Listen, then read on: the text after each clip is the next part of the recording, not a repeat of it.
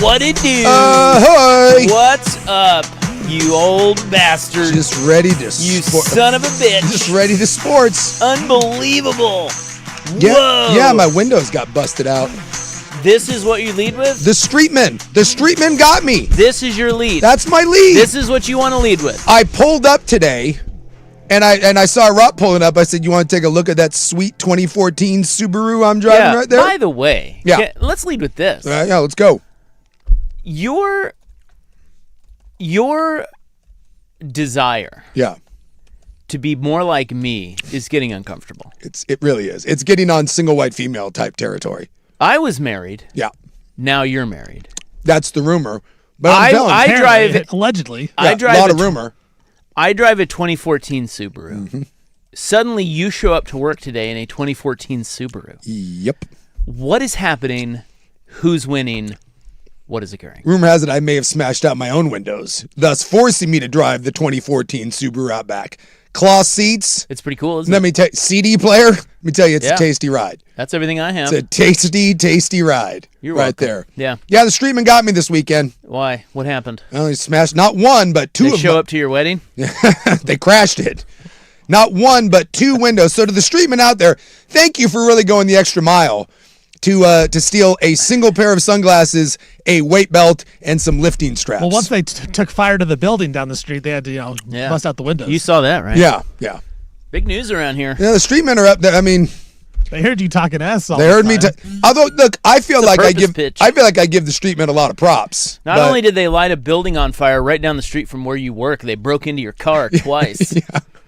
The best part is, so after we walked by my car, because randomly, I will tell you, there were some Japanese people in town that I was shuttling around for some reason this weekend. Why were they here? I can't believe you're handling it this way. Come on. So how can you be surprised? So we're walking people. I have a statement to make. He has a written statement. We will clear the floor. Statement. We'll clear the floor. Is this the statement now? I'll make my statement. Is it right? Wait. Hold on. I'll make my statement. Oh, okay. Hold on. Yeah, that's a statement. All right. Okay. Because there's a lot of rumors out there and a lot of speculation. Well, quite frankly. Well, actually, there's proof. No, there's not. No, there is. There's not. Yeah. Did you see someone say I do? Okay. Answer the question. I saw you kissing her in a wedding dress. Did you hear someone and say? And Jason Quick, noted reporter. No. See, this is horse nears. Confirming. This is unbelievable. Unbelievable. There is a photo going on out there of just some random dude in the woods kissing some. Can you see who it is? I see a bald man with a beard. It could be anybody. Nope, there's no tats on that. He's wearing a jacket like I would wear a jacket. Look, I'm going to say one thing, and then I want my privacy respected, damn it. Joint statement here. Okay. After 6 punishingly long years. I told you. Together Here it with comes. the BTJ. Yeah. We have decided mutually. It's a mutual decision that we came to. Me and the BTJ are no longer dating. Wait. Why are we cheering that? We're no longer dating. You're no longer single. We're no longer dating. And I'm going to leave it at that. The fact that a man can't have a party in the woods and then have a party with all his friends and Japanese, maybe family members, and get together and get wildly drunk. What sort of world are we living in when wild speculation gets thrown around about what may or may not have happened this weekend? Hey! Wow. Did you hear this? I did hear Have this. you heard this? Hey! Did you hear that from yesterday's show? Steven, that's a phenomenal opening right there. Thank you. Yeah. So you know the story behind I know the story behind it. Hey! Someone texted me, a buddy that listens, and he goes, "Hey, your replacement right now, doing great. doing great. Good job, me. Well, anyway, listen. Okay, here I have a statement. Are you ready for my statement? Yeah, give me a statement. And then your privacy will be respected. Okay, but not after the statement. Not until this is done. I told everybody what happened. Okay. About the windows being broken? Jason Quick told everybody what happened. He broke the news weeks ago. There's video. There's photos. Fake news. We all know what happened. You can do anything with it. And let me tell you something. Let me tell you something. I know you, as you even said this to me the other night. You said, you know me better than anybody. Yeah. And I do. Yeah. I have a statement to make before we respect your privacy, and it is that is the happiest I have ever seen you. And I'm not kidding. Yeah. You were glowing. Yeah. And I thought at first it was probably the chemicals, But I learned later I'd had a few. it maybe was both. So that's the happiest I've ever seen you. Congratulations. Thank you. We are all very happy for you, even though you're putting on some sort of facade here, and now your privacy will be respected. I will tell you that if you had to have a Groundhog Day and have a day relived, That's the day. that's the day. Great day. Yeah, with the exception of my kids being born, which is, Yeah. that's the de facto, right? Nah. When the kids are born, Stevie Fire, who hates his kids. Well, I don't hate my kids. I love my kids. I hate being a dad. There you go. There it is. There you go. You got to admit, the kid coming out, it's a game changer. Like you can't. Yeah. It's You're- number one. You feel your life instantly change. It's de facto. It's the first time in your life that you love something beyond unconditionally, and like you just, Right. it's different. You look at it and you're like, man, that thing is cool. Yeah. It. It. You look And at the it. thing. You look at it. You're like, Little oh my God. alien. Look at me, whatever. So those don't count. Those are no countsies. There's nothing worse. Oh. You ask someone what their best day is. Sorry, I'm a little rough. I had a rough weekend. I had a good time. Outside of that, it was the best day of my life. It was Yeah, hands down. I told the people you said that Yeah, it was the best day of my life. because you meant that. Yeah, I did. Yeah. I did. Well, I'm happy for you. It was. We are all happy for It you. was an incredible day. It was a little rocky at the beginning. Why? Well, She didn't show up? yeah, I was white knuckling a little bit. No, I got kicked out. I got kicked out of the room because she had to get ready, and so I didn't know what to do.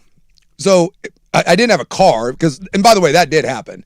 The night before, I was walking around. So obviously, her family was in town from Japan. So we're showing them Portland. By the way, What? before you finish that. Yeah. That brother of hers? Oh yeah. What a hunk. Well, let's start with two parts here. What a hunk. We're gonna rope this in. This guy. We're gonna Tarantino this because it's gonna be a long, wavy sort of road. Okay, now we got you somewhere. All right, we're getting somewhere.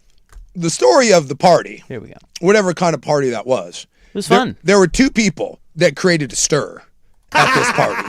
One, brother of the BTJ, Atsuya. The ladies. Dude, that guy, so he lives in Japan, yeah? Yeah, he lives in Osaka. Well, how old is he? Yeah, 41, 42. Yeah, he looks like a movie star. Yeah. Kind of. Yeah, it's And he's very sharp dresser. yeah, it's alarming. Yeah. He's hot. He's the handsome one. Yeah. So he rolls in there. The amount of ladies coming up to me, who's that? What is he single? No. Is he single? No, he's married. Oh. He's Well, his married. wife wasn't there. Yeah, Was she? Yeah, she was there. Oh, I didn't meet her. Well, and they've got two little kids, and so after a certain point, the kids couldn't be in the bar. Oh, that's why. Yeah, so they had to leave. So I don't know if you saw, there was a little Japanese kid in the most adorable little schoolboy uniform running around. That's Jin. Jin's my guy. So yeah, they had to leave. But Atsuya stayed. He closed it down with me, and he was there. There was a buzz. Now on the male side, Atsuya's the buzz. Female side, I gotta tell you, and it's not even close. Because again, the bride doesn't count because everyone, or the lady that was there, everyone's, oh my God, she looks beautiful, standard. And she did. And she did. Look radiant. I gotta tell you, Nurse Nice created a buzz. Is that right? A buzz. And a lot Why? of backhanded compliments coming your way, though. Well, I told the listeners that yesterday. Yeah. I told them that Brooke Olsendam and my wife hit it off, and Brooke said I outkicked my coverage, which made me feel good and bad Which at the means same you're time. ugly. Yeah. Yeah. It's like, what are you doing with her? There was a lot of this. No offense. Is that Rob's wife? No offense. Yeah. Yeah, that's his wife. Yeah. And then I got this a couple Really? times. Exactly. And I was a little like, yeah, like, Well, did you not see them come together sitting together? Yeah, that's his wife. Stevie said it best yesterday. He's like, why are people stunned by this? We're cool. We're cool dudes. Cool guys. It's like, All three of us. hello. Well, of course, we're going to get great chicks. Cool Yeah. dudes. We get chicks. What's up, chicks, man? We get it. Chicks. Now, the BTJ and Nurse Nice had never met. And this was the response Yeah. upon meeting Nurse Nice. Is that Rob's wife? Yeah. And I got this right here. Damn. That was it. This is hot. That was hot. Whoa. Yeah, well, that's Yeah. great. I'm flattered. That's awesome. Yeah. She'll be flattered too. I'll tell her tonight. Definite buzz. And then we'll do it. Buzz around the party. Hey. Nurse Nice. And as God forbid, Atsuya and Nurse Nice, though. Yeah. We got to keep them separated. Yeah, let's not put her in the same No. room as him ever no. again. We need like. That guy. Yeah. Jeez. We got to create some barriers there. He also had a wardrobe change, Yeah. Yeah. I noticed. Well, that was when they took the kids back, and then he reemerged. Yeah. And Reemerged in a more casual, Yes. I'm ready to party fashion. Yes, Always holding a cocktail. always. And then that was the after Although party. I gotta say, I think he was drinking a skinny margarita. Oh, you didn't like that?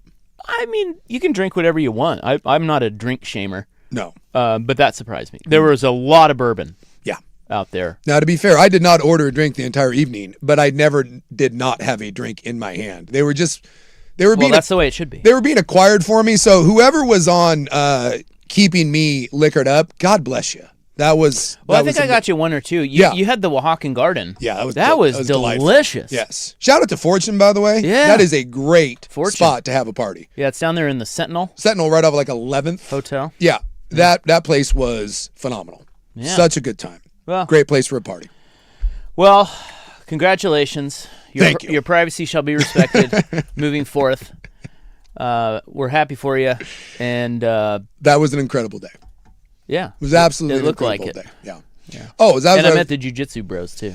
They were great. Well, what was great is like we kind of talked about this before.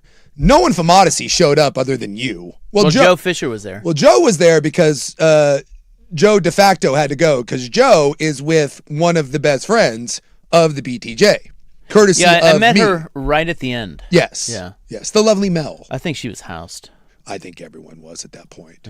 Yeah. There was open bar. Yeah. And by the way, if you're gonna have a wedding, it was great. What are you doing? Open bar. Yeah. Open your bar. Open the bar. Cheapskates. Yes. Like, come on. We got some drinking to do. Exactly. Let's go. Celebrating to do. Can't have anyone worrying about a budget. We did at some point, so we set a minimum, right? Or like this is kind of what they think we're going to spend. And at some point, the guy did have to come over to me and be like, hey, I'm going to need a card on file. We've kind of blown past that. I want a number. And I took that as a source of pride. There were some people around me that were like, oh my God. I was like, no. I'm like, this is a good thing. This makes you happy. Yes. Yeah. What are we going to... Off the air. Yeah, off the air. Off the air? Well, I mean, I don't know. I think I have a guess. I'll go over under if you want. Are we going on the air or off the air? On the air, I'll give you over under. Okay. And then I'll leave it at that. What's the over under? Well, you give me. You say it. He'll say higher or lower. I'll be honest. about it. Okay, so they were probably, I want to say 60. We look like we were somewhere around 90-ish. 90. Okay. 90 to 100 people. Okay, big room. Yeah. Lasted a while. Yeah. I bet you that puppy was about... Ooh, that's good. I think I'm gonna go 7,500. You're. Am I close? Yeah. Am I over or under? You're right. You're in a sweet spot. Oh my God! I nailed it. Price is Right. This. I think I did. What do I win? You Price is Right. That's a sweet spot. Well, the only reason I know that. Well, actually, don't ask me how I know that. That's actually alarming that you did know that. Well, I can do the math. I used to bartend. I can do the math on that. I mean, those were a lot. First of all, they have a great drink menu. Yeah. I was watching what people were drinking. There was a lot of bourbon. Yeah. And a lot of specialty cocktails. Yes. And that can get expensive. Sure. But there's also a lot of wine out there. So, I don't know. I'm just really good. Yeah, you're really in good. That's how I got Nurse Nice right there. Right. If you wonder. Bar tabs. Like, hey, honey, watch this. I'm amazing at it. Got a real talent for it. But no, the jiu-jitsu bros were there. Yeah, well, it was kind of one of the fun things. By the way, I could tell who they were. You spotted them? Well, yeah. How did Well, they're jiu-jitsu bros. Like, what is that? Well, I mean, the guy looks like a tough guy, like the one guy with the 2 earrings. Oh yeah, dude. Yeah, that's clearly the jiu-jitsu. The 2 earrings would give it away. Yeah, I mean, come on. He was all ripped, and then the Jerry's bros were there. Yeah, and I loved those guys. All the bar bros were They're there, great. and I could tell who they were. Swashbuckling around. We did have it was a real West Side Story kind of vibe to it because you had all the different groups coming together, and I was kind of excited because none of those people knew each other. And my only request, right, when I think I told this to everybody and they came in, we had a photo booth instead of a guest registry. So everyone had to go take everyone had to go take photos in the back. And then I said, you have to introduce yourself to someone that you don't know. And this is why, Steven, you couldn't come because you wouldn't have done this. Yeah, I heard about this and I left. I didn't hear this part. I said you had to introduce yourself to someone that you don't know, ask how you know why they're here, and have a conversation with them. I did not want it to be bar bros, Odyssey bros, jiu-jitsu bros, her, people. Well, the Odyssey bro corner would have been really really lame. Would have been like a 7th grade dance. Well, me to be fair, I invited people and no one showed. Is it clear that Odyssey hates us at this point? It's possible. separating themselves slowly from us. Both bosses didn't show. My producer didn't show. Unbelievable. Buckley didn't even respond. There was nothing. So, I at least shot you a text. yeah, he shot me a text. Yeah, I'm not coming. So, Yeah, Steven did the, we were going to try, but, yeah. That was amazing. It was amazing. But the windows, the night before, so I was walking Atsuya and his family back to their hotel. I walked by my car. And we were like, well, I could drive them, but I'm like, it's a nice evening. We'll walk it. It's like 5 minutes away. Walked, said goodbye to the hotel, came back. And as I was walking back, the car behind me, I saw a bunch of glass on the ground. I was like, oh, it sucks for that person. And then I realized, oh, wait, that's the car behind mine. And there's mine. And for good measure, 2 windows. Nope. Don't know why they needed to, because, once you smash one, you can get into the car. this is a nice car. Yeah. They wouldn't have done that with the 2014 Subaru. they have respect for the 2014 Subaru. No. Your car's too nice. They think you're rich. Oh, I want to leave a window. I want to leave a note on my window that just with like a Venmo thing and be like, hey, if you're thinking of smashing my window, there's nothing in there worth taking. And if you just send me a Venmo request, I'll send you money for you not to smash my window. Here's $10. Leave me alone. I'll tell you, I'll give you 50. Oh, I hit 100. Yeah. I don't think you're getting anywhere with anything under 100. Well, that's fine. I would have The going rate. In that moment, if someone would have been like, hey, $100, I would have gladly given them $100 and be like, can you just spare me my windows? Hey. And the best part is, so like I'm picking glass because you can't sweep glass off the seat. It'll rip the seat to shreds. And I have the little, what do you call them? Like the perforated seats, for heat and air. Rich people have those. Yeah. So I'm literally me and my friend spent 45 minutes picking glass out of the seat so I could try to lay like a sweatshirt or something down so I could drive it home. And another streetman cruises up on a scooter. He's on one of the e-scooters. And this streetman had just seen us at the corner store like 20 minutes ago. We swung in. And he looked like a real peach of an individual. He comes rolling up and he's like, hey, I remember you from earlier. And I'm like, yeah, at the corner store. He had an insane clown posse tattoo on his neck. So he was really living the high life. So that streetman comes rolling up on the scooter and he's like, oh, man, they got you. And I'm like, yeah. Man, bold windows? Yeah. Ugh. And he goes, when did this happen? Literally right now. And he goes, I just saw you like 20 minutes ago. I'm like, so obviously, over the last 20 minutes, this happened. And he goes, what'd they take? And I was like, oh, I got sunglasses or whatever. And he goes like this, I know the streets. I'm on it. Hand to God, nice. Tells me he's on it. Vigilante streetman, and then he scooters away into the night. Cool. And there was a brief part of me, as I'm picking glass out, I wanted to see if he was going to roll back up and be like, got it. I kind of feel like he did it. Yeah, I do too. That's exactly like he is an inside when job. he asked what they take. Yeah, he knew exactly what they took. Yeah. Whether it was him or one of his bros. Yeah. Yeah. I'm on it. I'm on it. I know these streets. He said, I know the streets. And then he zipped away into the night. That is a great comment. I know these streets. I'm going to start using that. I know these streets. And I was like, clearly you do.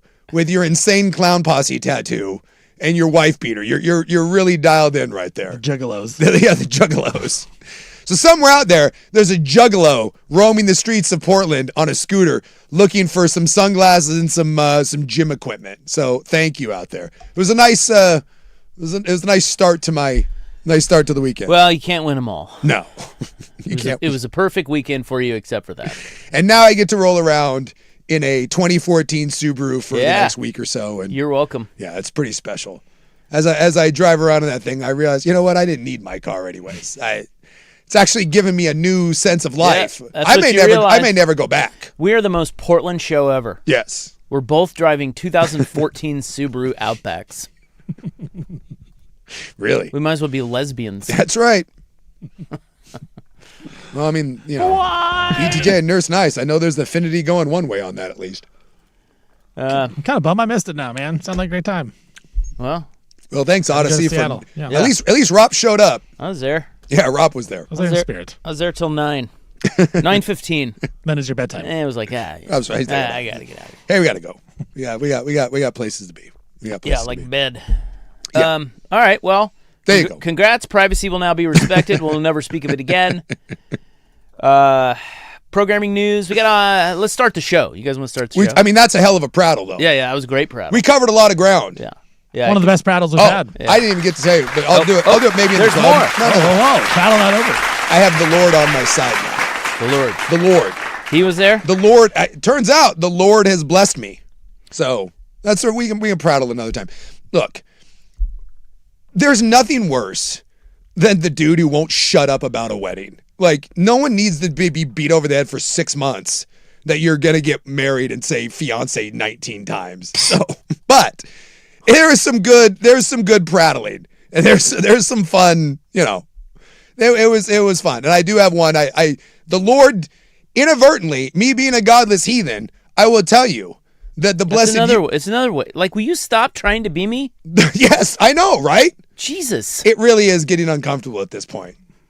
Dude, if I ever get glasses, holy hell. No kidding. But yeah. Or hair. I inadvertently. Just kiss and get it over, guys. Yeah, I know. I have inadvertently invoked the Lord into my union. Didn't even realize it. That's how blessed that day was. Oh my God. Yeah. Well, I'll put it in the notes. We'll throw it in there. We got plenty of time. We'll prattle about it sometime. Trust me. All right, we'll set up the program. We have a special guest today. Next. Yes.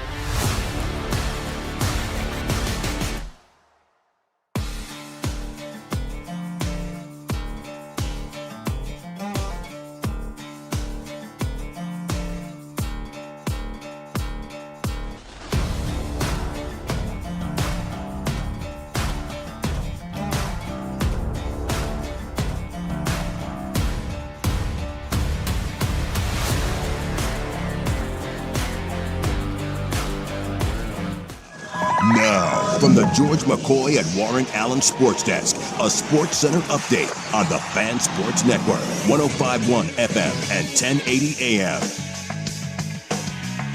First on the Fan, college football coaches poll come out today.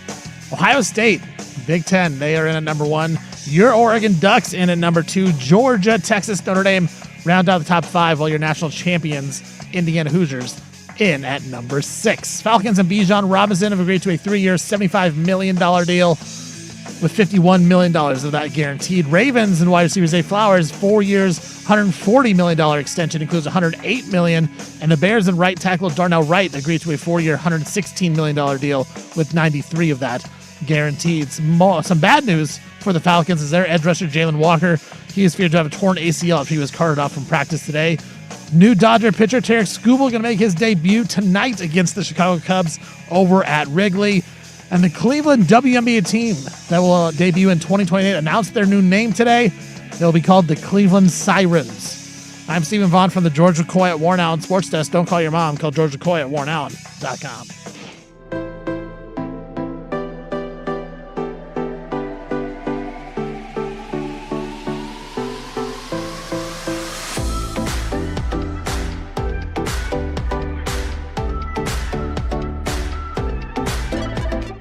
All right, coming up in about, I don't know. I got a guy on the other line about some white balls. 35 minutes or so. Ish. Yeah, if he's on time, if he's prompt, like Dan Lanning. The Dans are always on time. You know, Dan was Dan Ryan, city commissioner. Yeah. Why do I always say that? City councilor. Yeah. Portland City Council. Counselor. Dan Ryan is coming back in, and he will be here at 4. So if you want to know what's going on from the city perspective on the Blazers Moda Center negotiations, Dan Ryan will be here. Like him now. We like Dan. Yeah, he's great. Dare I say friend of the program? Yeah, quick friend of the program. Yes. Usually people, well, it can be hit and miss, with guests. Sure. But he likes us. Big Duck guy, and he wants to come back in here. And he was prompt last time he was here. Well, I feel like any government official has an open seat. I mean, well, sure. If you want to talk about the Blazers, if you'd like to talk about the streetmen and what you're going to do to compensate me for my win. Especially the streetmen. Oh, I'm bringing it up to the commissioner. Don't worry about that. Don't worry. Boy, you want to watch him squirm. I know. You want to watch him not come back on the show? Yes. That. Leave it to Suk to make it so they don't want to come back. Yeah. Don't worry. I say we hire the insane clown posse guy that knows the streets. Don't worry. These are my streets. Yeah, so the Dans are prompt. Dan Lanning always prompt. Dan Ryan, 4 o'clock sharp. I find it interesting that I think Dan Ryan would like to say to Blazer fans, hey, get your ass down there tomorrow. Yeah. And what I think is funny is that Dwayne Hankins, because tomorrow's the big public forum. Yes. On the Moda Center thing. Yeah. And Dwayne Hankins of the Blazers also says Blazer fans get down there tomorrow. Everyone is saying Blazer fans come. Yeah, and that's puzzling because it's like, if both sides want the same thing, you would think maybe they're more on the same page than we thought. Is they both want Blazer fans there. It is a little weird that you have supposedly, if you listen to people, this super contentious battle, and yet both want the same thing. I want Chinese food. No, I want Chinese food. Well, okay, just get Chinese food. It's delicious. Here's some Kung Pao. Everyone be happy. Yes, we got that. Everybody Wing Chun tonight, and then let's have the Blazers for 20 more years. I don't even know what's going down, really. There's nothing new. I don't think so. No bad news. Isn't it? What's the board say? Days since bad news. Looks like they're at 8. Okay. So we're fine. So yeah, we're doing good. So tomorrow, surely something bad will happen. I just love that, like, every article that gets written is this doom and gloom, and then in the middle of it, they're like, and we expect everything to be fine. I'm like, great headlines, everybody. Cool reporting. Yeah, that kind of is the thing, isn't it? That it? is, yes. It's 50-50 at best. Oh, my God, he wants to leave. But, yeah, we expect all the funding to go through, and somehow the NBA will save it, and it's going to be okay. It's like, my God. Cool. Exactly. That's my response to everyone, the doom and gloom. Cool. Well, there are people... Well, we don't need to get into it. Screw that. You people? A lot of people. A lot of people saying. A lot of people. You people. A lot of people saying Sacred Heart has diarrhea. You people. Yeah, next couple weeks, we're going to learn a lot. Yeah. Okay, so we'll just leave it at that, and we'll talk to Dan in about 30 minutes. That's how I feel. We have the coaches poll today. Did you see that? I did see that. Can we do the no one believes in the Ducks bit? Super hot. Well, now, did you know it has a new sponsor? What, the poll? Yeah. No, it was not. I did not see who's sponsoring the poll. I just Are we unveiling our polls today, too? What'd you say? Are we unveiling our polls? I hope there's a Duck segment or like a report that talks about a poll. I only ranked top 60. Oh. I refuse to go past 60. I don't want it then. Okay. This is the USLBM USA Today preseason coaches poll. LBM. Yeah, what do you think that means? Well, I can't tell you what the first thing that popped into my head, but I'm going to be good about it. But it wasn't air appropriate, but I mean, is it ever? Well, no, but look, anytime you start something off with like random letters like that and it's L and B, like you know where that's going. So I'm going to choose to not say what that stands for. What is the LBM? Look at him, he's married, he doesn't have courage anymore. What No, is this? it is. All the courage is gone. Dude, BTJ has taken your courage. Dude, I've already been defeated. Are you kidding me? Allegedly. Allegedly. Sorry. Fake news. Privacy now be respected. Freaking Quick and Olsendam. Jeez, they're tweeting everything out. Freaking paparazzi, man. They're everywhere. Can't have a moment of damn privacy in this city. That insane clown posse guy, though, he's got my back. I'm going to hire that guy. I'm going to hire that guy to be my cleaner. What is it going to cost to get insane clown posse scooter guy on a retainer? It's just that he just scoots around and solves my problems. Get my crisp 50 a week. The coaches poll is now sponsored by the United States Lumber Building Materials. What? That's right. So building materials are sponsoring the coaches poll now. So what is... So more money. But what is the LB... Lumber Building Materials. Oh, yeah. For what I was saying, there was a W in there. You're doing great. Yeah. Yeah, that's what it is. So that's like a Big Lumber? Big Lumber. Does Big Lumber need a spokesman? Like... What? I'm confused. Like, I get remember when milk had a run? You know, like Big Milk? And then the Egg Council, they were on board? Like, I get that. Like, hey, we're not moving enough milk. Cool. Let's get Mark McGuire on steroids and somehow convince people that milk is what hits home runs. Lumber, does anyone not... Like, if you need lumber, what else Hey, I'm building a house. What am I going to use? Not lumber. Why are we promoting? Why does Big Lumber... What's the competitor to Big Lumber? Like, the marketing dollars doesn't make sense. No. Well, I think it's probably something that somebody just sold.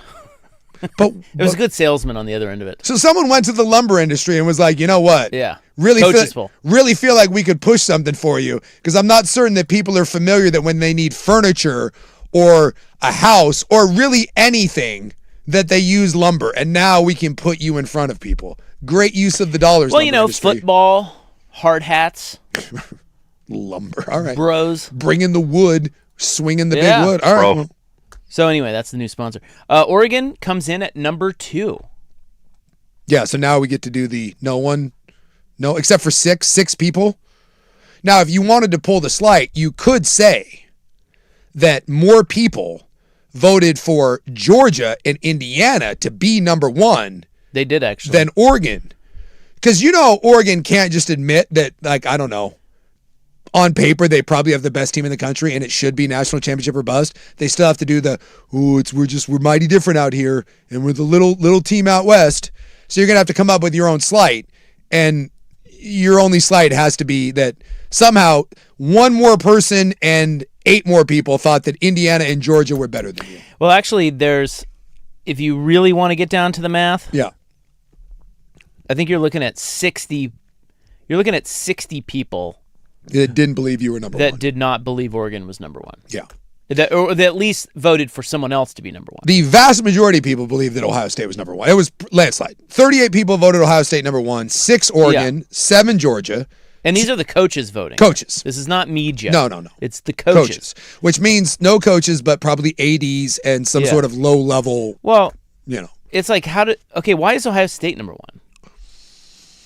I mean, that's kind of dumb, actually. Look, to me, because I think we're just giving Ohio State the benefit of the doubt. That's what I'm saying. Like, they're putting no thought into this. They're just going with the brand. There is an element to that. Because Ohio State lost a lot. A lot. Way more than Oregon did. So why are they going with Ohio State? Another one is, Tom Fornelli called this one out. They have Clemson at 23. Yeah. Like, what? Why? Just because Dabo Swinney's won a championship? In other words, there is no evaluation of not really roster here. Not really. No, like none. No. Zero. Well, I'm not going to say zero. I think it's probably... Or it's like a coach votes for a team that, oh man, they were really good last year. They beat the crap out of us. It's narratives, right? And there's narrative and there's buzz, and so you go off of that. But it's really dumb. It is dumb. The truth of the matter is, this is why they shouldn't have rankings until week 8. But you need it to sell the early season games. It's marketing. Yes. But at the same time, as somebody pointed out, Clemson plays LSU in the first week. Yes. And by them putting Clemson 23rd, because the SEC coaches did that on purpose. Yes. Because it gives LSU, if they beat them, quality win. It gives them a top 25 win. 100%. Clemson may be trash. No one knows. No. And by the way, no group of 5 is in there. I would imagine it's impossible to pinpoint which group of 5 will be a standout this year. So how do you know? College football. How do you rank? College football has the most turnover. How do you do this? You really don't. It's so dumb. I'm so mad. You go on. Can you tell him, man? You have to go on recruiting talent, transfer portal, benefit of the doubt, coach. You know who the most talented programs are in the country. So to me, I'd say to me it probably stops at 7-ish. The difference between Ohio State, Oregon, Georgia, Texas, Notre Dame, Indiana, Miami. And I do think at that point there's probably a little bit of a line. Okay, those are the top 7. I think those are the 7, right? Well, that's who they rank. That's who they rank. Look at you. Yeah. You're like a coach. Ohio State 1, Oregon 2, Georgia 3, Texas 4, Notre Dame 5, Indiana 6, Miami 7. And I would say those top 7.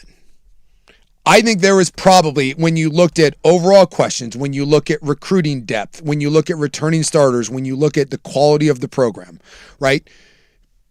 Programs don't just fall off the radar in one season. It's usually kind of a bit of a slow decline if you're recruiting well and you have a big NIL budget. Clemson didn't just fall off in 1 year. We've seen it. There's trends where Clemson is heading. And when I look at Ohio State, Oregon, Georgia, Texas, Notre Dame, Indiana, Miami, what do they all have? Every one of those programs is on an ascension, right? Every one of those programs has robust NIL. Every one of those programs has done a really nice job in whether that's in the high school ranks or bringing in transfer talent. All of them have quality coaches, right? There's no reason to believe, and from a talent standpoint, they're going to be better than 90% of the teams that they play. Those teams are going to win 9 games just on showing up alone. So it's pretty easy to look at that and be like, these are the best 7 teams. My argument is there is almost no difference right now on paper between those 7 teams. And you could probably give me an articulated argument about why every one of those teams, which the only team that didn't receive a first place vote on that is Miami, right? You could probably give me a valid argument though on why every one of those teams should be number 1, because it's all speculative. And then after that, the A&M, Oklahoma, Ole Miss, Alabama, Tech, LSU, Southern Cal, those are good teams, but they're not. They have clear holes, clear question marks that say this has to go right. You have to get this, this, this, and this in order to achieve it. So to me, it's not necessarily about who's 1, who's 2. It's grouping of teams. And then every year we're going to get 4 or 5 teams that are in this poll that are going to absolutely ass out, that are going to end up having a 7-6 or an 8-win season, just like last year. Clemson won? I think 7 games, maybe 8 games, and 7. And they were a really trendy pick to win a national title last year. And they completely fell on their ass. And then there's going to be a team, whether that's Boise State or SMU or BYU or someone, maybe it's USC, that's going to come out that you kind of thought were okay, and they're going to come out and you're going to find them be an 11-win team.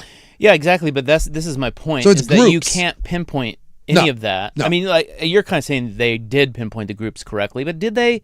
We don't know that. Let's just wait and then put out the rankings after we actually see if a team's any good or not. Exactly. I'm so mad. So mad. Can't you tell?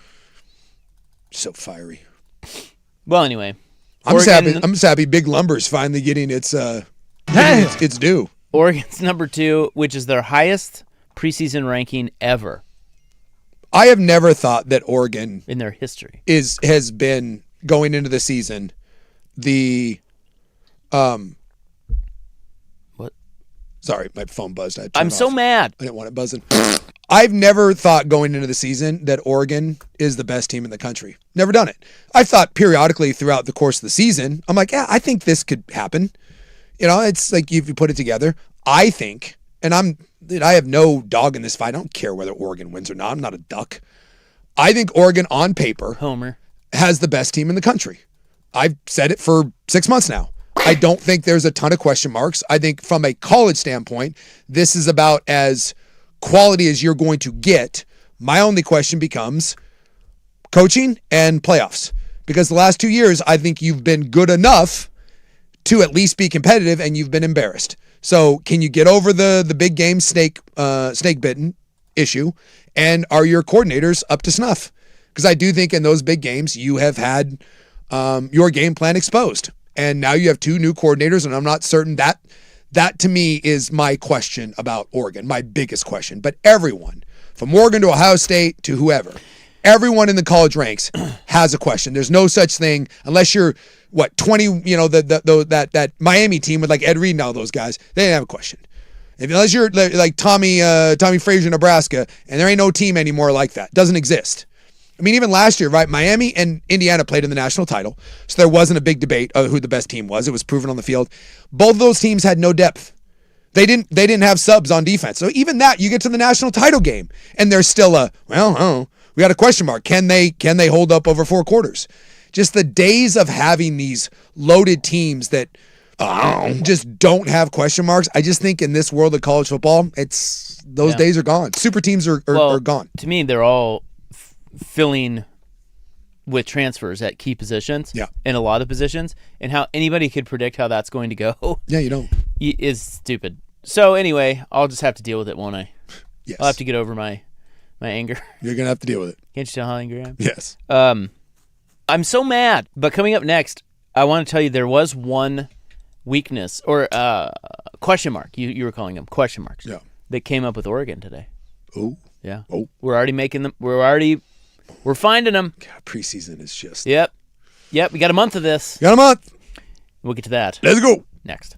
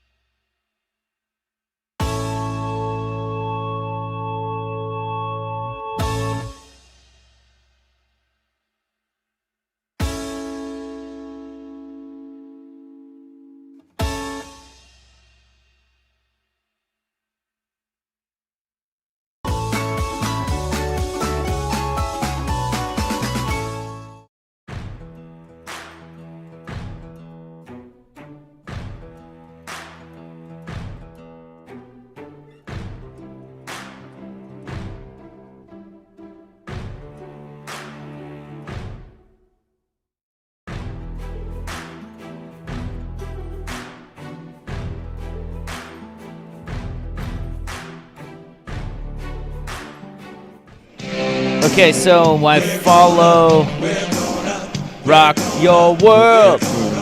Yeah. That's so sportsy. I want someone to make an 80s hype video to this. It reminds me of when the LA Rams did Ram It. Rock. And not in an ironic sort of way. They literally made a music video called Ram It. Could you do me a favor? Is that copyrighted? Can we play Ram It? I would imagine it's copyrighted. Oh, for God's sakes. But let's play it anyway. See what at some point, I would like to hear a snippet of the 1986 classic Ram It. Now, I want you to know something. What do we got? When something like this happens, you would think as a sports radio host, I would go down the rabbit hole with everyone. Mm-hmm. But I am here to profess that I do not. So here's all I can tell you. All right. Because one of the reasons I don't go down the rabbit hole is, one, people are stupid and freak out about dumb things. Sure. And I find it insufferable. Okay. Sports fan. It's like, let's just let them play, and then maybe we can have a conversation. But two, I also like to just have my own opinions. I don't want to listen to other people's opinions. I have my own opinion. And I know you do too. Yes. And it was this. The quote was this. Dan Lanning came out, so they started fall camp. Yesterday was media day. Yeah. Fan man Dusty Harrow was down there. Sideline reporter extraordinaire. Yeah. Couldn't be bothered to go to your wedding, but was at Ducks Media Day. Do you know why he was not there? Daughter soccer. Yeah. Yeah, Bellingham. Yeah. And that's why I told him, I said, an 11-year-old soccer game. We can tell where your priorities lie. Which is worse? Family. The man that I've known for that many years. 11-year-old soccer game, or Stevie Fire needing to get a bobblehead. Take your pick. Well, in Stevie Fire's defense, I think it was pre-planned. I think he was already going. Yeah. Don't defend him. Well, he got Did you hear he got 7 bobbleheads? You got 7? He stole them. He's a thief. He's the worst. I'm bringing one to the studio. You got 7? Was it Julio, right? Julio, yeah. The kids were loving it. You got 7 bobbleheads? The Vaughn family, yeah. Did you shove a little I feel kid? like the Vaughn family is a little mischievous. I think I'm learning about... There's so many rabbit holes right now, but I kind of want to hear about, how did you... Well, so we were there with my brother because it was kind of a birthday celebration, right? So that's why we were up in Seattle, his birthday, going to the Mariner game, and they have 2 little kids. One is 3 and one is 1. So we went to a different line that help people in, with kids, because they're holding them in line and it takes a while to get in. So we got to go in a special way, and they handed bobbleheads there. Well, then you walk up the steps, they're handing out more bobbleheads. So, they put a bobblehead in front of me. It landed in my hand. What am I going to do? Not take it? Oh, yes, because, there's only so many of those, and little kids are the ones that usually get those bobbleheads. That's what I told him. I said, there's kids crying like I said, they didn't check get. my eBay. No. He's directing them to his eBay account. Because I will say that some of those, we gave away an Ohtani bobblehead. I had a guy buy me a beer, and I gave away the Ohtani bobblehead. And then for S's and giggles, I did look it up 2 days later, and it was selling for $140. Yeah, some of those are expensive. I don't think this Julio one is, but I was gonna bring one here, and because I give that stuff out too. I had a bunch of at my old job, I had gotten a bunch of Damian Lillard vinyl figure type things, and I would just give those out to family members. So I'll give them out. I don't know. 7 bobbleheads. I just feel like you're a thief. I can just see Stevie Fire with just a sweatshirt pocket full. Then you got Mr. and Mrs. Vaughn, my parents. They're just they're hoarding them. So is this It's a family crime syndicate. Is this the Mario? Yeah, it was the Julio with a little mushroom. Power Up? Yeah. Bobblehead? It was Mario Day. We're looking at somewhere between $35 and $60 right now on Give it to eBay. anybody for 20. Slide my DMs. I don't know what people are asking 60, but it looks like you can pick it up pretty comfortably for $40. Tell you what. By the way, Ram It is copyrighted, so I think we can play 5 seconds. Okay. Yes. No. Thank you. You know how to ram it. Just keep your eye out for the Vaughn crime syndicate. Yes. They may be coming for you. And if you're buying if you're thinking about buying a Julio bobblehead, Stevie will sell you one at a discount price. So anyway, Dusty goes down to Ducks Media Day. Yeah. And then today was the opening of camp. And Dan Lanning made a comment today about how he thinks they're going to rotate 6 to 8 guys on the offensive line. Sure.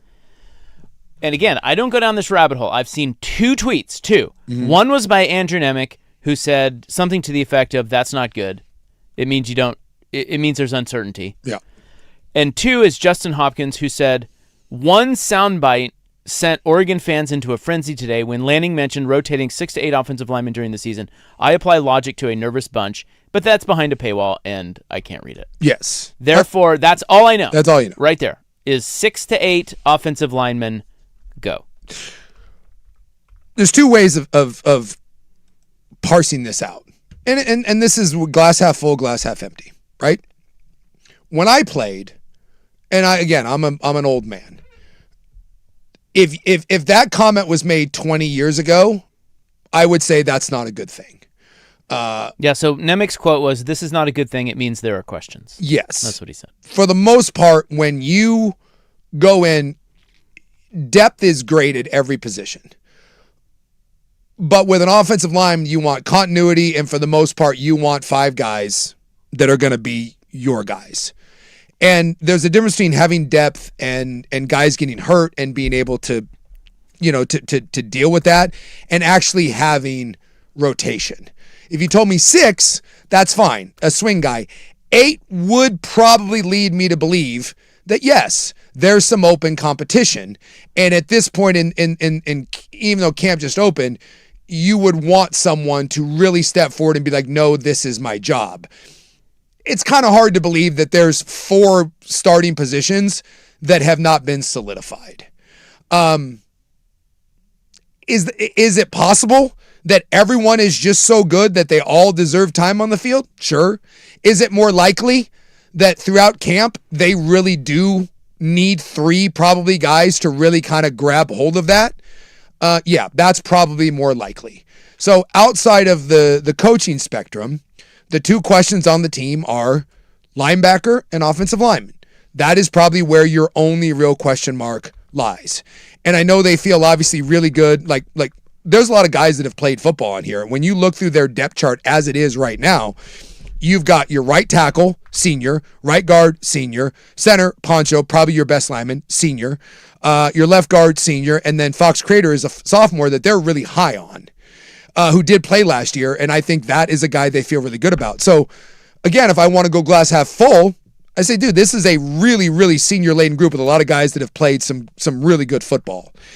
And then you look at it, and everyone else that's pushing them is freshmen and sophomores and guys that were very highly recruited. They've got a guy, Tommy Tofi, who's a freshman that they think is going to be like a first-round pick. They think he is going to be the next great Oregon O-lineman. He's a freshman. At what point? So if you tell me that guy's pushing for starting time right now, you may look at that and be like, that's not a great thing. But if come week 7, he is pushed and now he's earned the job and he wins that over, is that bad? Do you have a freshman that has announced himself? No. So there's just no way to know this. Okay. Well, we have a month to debate it. Yes, we do. How about that? Yes. We're going to yell and scream about it. Yeah. And that's why they're not going to win a championship or something. I don't know. That's what people will say. Yeah. Oh, and then the other one, as someone has pointed out. How about we just give them camp? Camp. How about we give them camp Yes. to figure out their top guys? Yeah. And my other one that someone kind of pointed this out. Yeah, that's why I said 20 years ago this would concern me. In today's world of football, they rotate O-lines way more than they did when I played. Well, yeah. There is rotating to some point offensive lineman is way more common in today's game than it was back in the day. Yeah. So some of that is the product of just where football is gone. Okay, coming up next, we will not prattle. We have... Wait, not prattle. The gobbler. No, sorry. we will not be gobbling. No college football points gobbler. We're going to have a special guest. Yes. Portland City Councilor Dan Ryan in studio once again when we return on The Fan.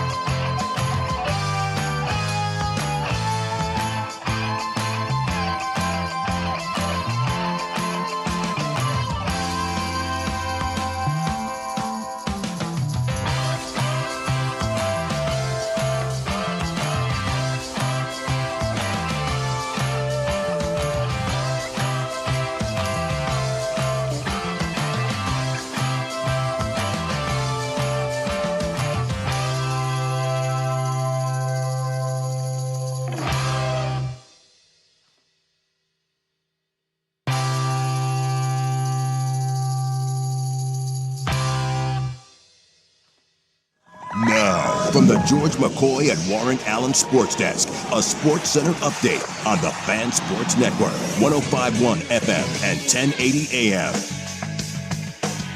This update brought to you by Big's Chicken. Try their smoked and fried wings tossed with a perfect dry rub and served with a trio of killer sauces. Menus at bigschicken.com. First on the Fan, college football coaches poll has come out today. Ohio State, they are in at number 1. Your Oregon Ducks, number 2. Georgia, Texas, Notre Dame round out the top 5. Defending national champion Indiana Hoosiers in at number 6. The Falcons and running back Bijan Robinson, they have agreed to a 3-year, $75 million extension. $51 million of that will be guaranteed. Ravens and wide receiver Zay Flowers, they've agreed to a 4-year, $140 million extension. That includes $108 million guaranteed as well. Some bad news for the Falcons, though. Their edge rusher, Jalen Walker, he is feared to have a torn ACL after he was carted off from practice today. New Dodgers pitcher Tarek Skubal, he's going to make his debut tonight against the Cubs down at Wrigley Field. And the Cleveland WNBA team that will debut in 2028 has announced their name. It will be the Cleveland Sirens. I'm Stephen Vaughn from the Georgia Coy at Warren Allen Sports Desk. Don't call your mom. Call Georgia Coy at warrenallen.com.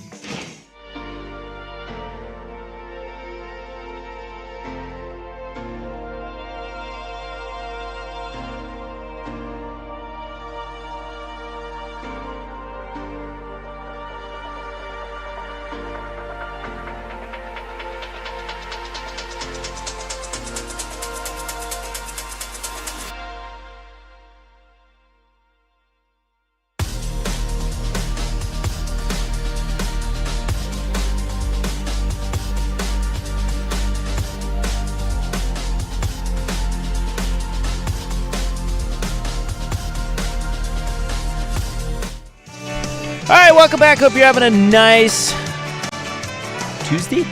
Today's Tuesday. It is Isaac and Suk. Do you have Suk? You have Suk up there, Steven? Throw him up. There we go. There we go. There he is. It's so weird now. I know. I've you had never to move seats. Now I can't Dude, see you. You're just getting replaced. First of all, Stevie Suk was in yesterday. I know. For you. And now we're shuffling you over to the guest seat, which is, it's kind of a bastard seat. I know, look over here. Honest. I can't see. I'm looking around. I can't even see you. My mic's not. I don't have control of my own mic. I've been child window locked out of my microphone by Stevie. This is the way it should be. This is Stevie the way it Fire should be. over there. Well, welcome back to our show, Hour 2. Dan Ryan, the Portland City Councilor.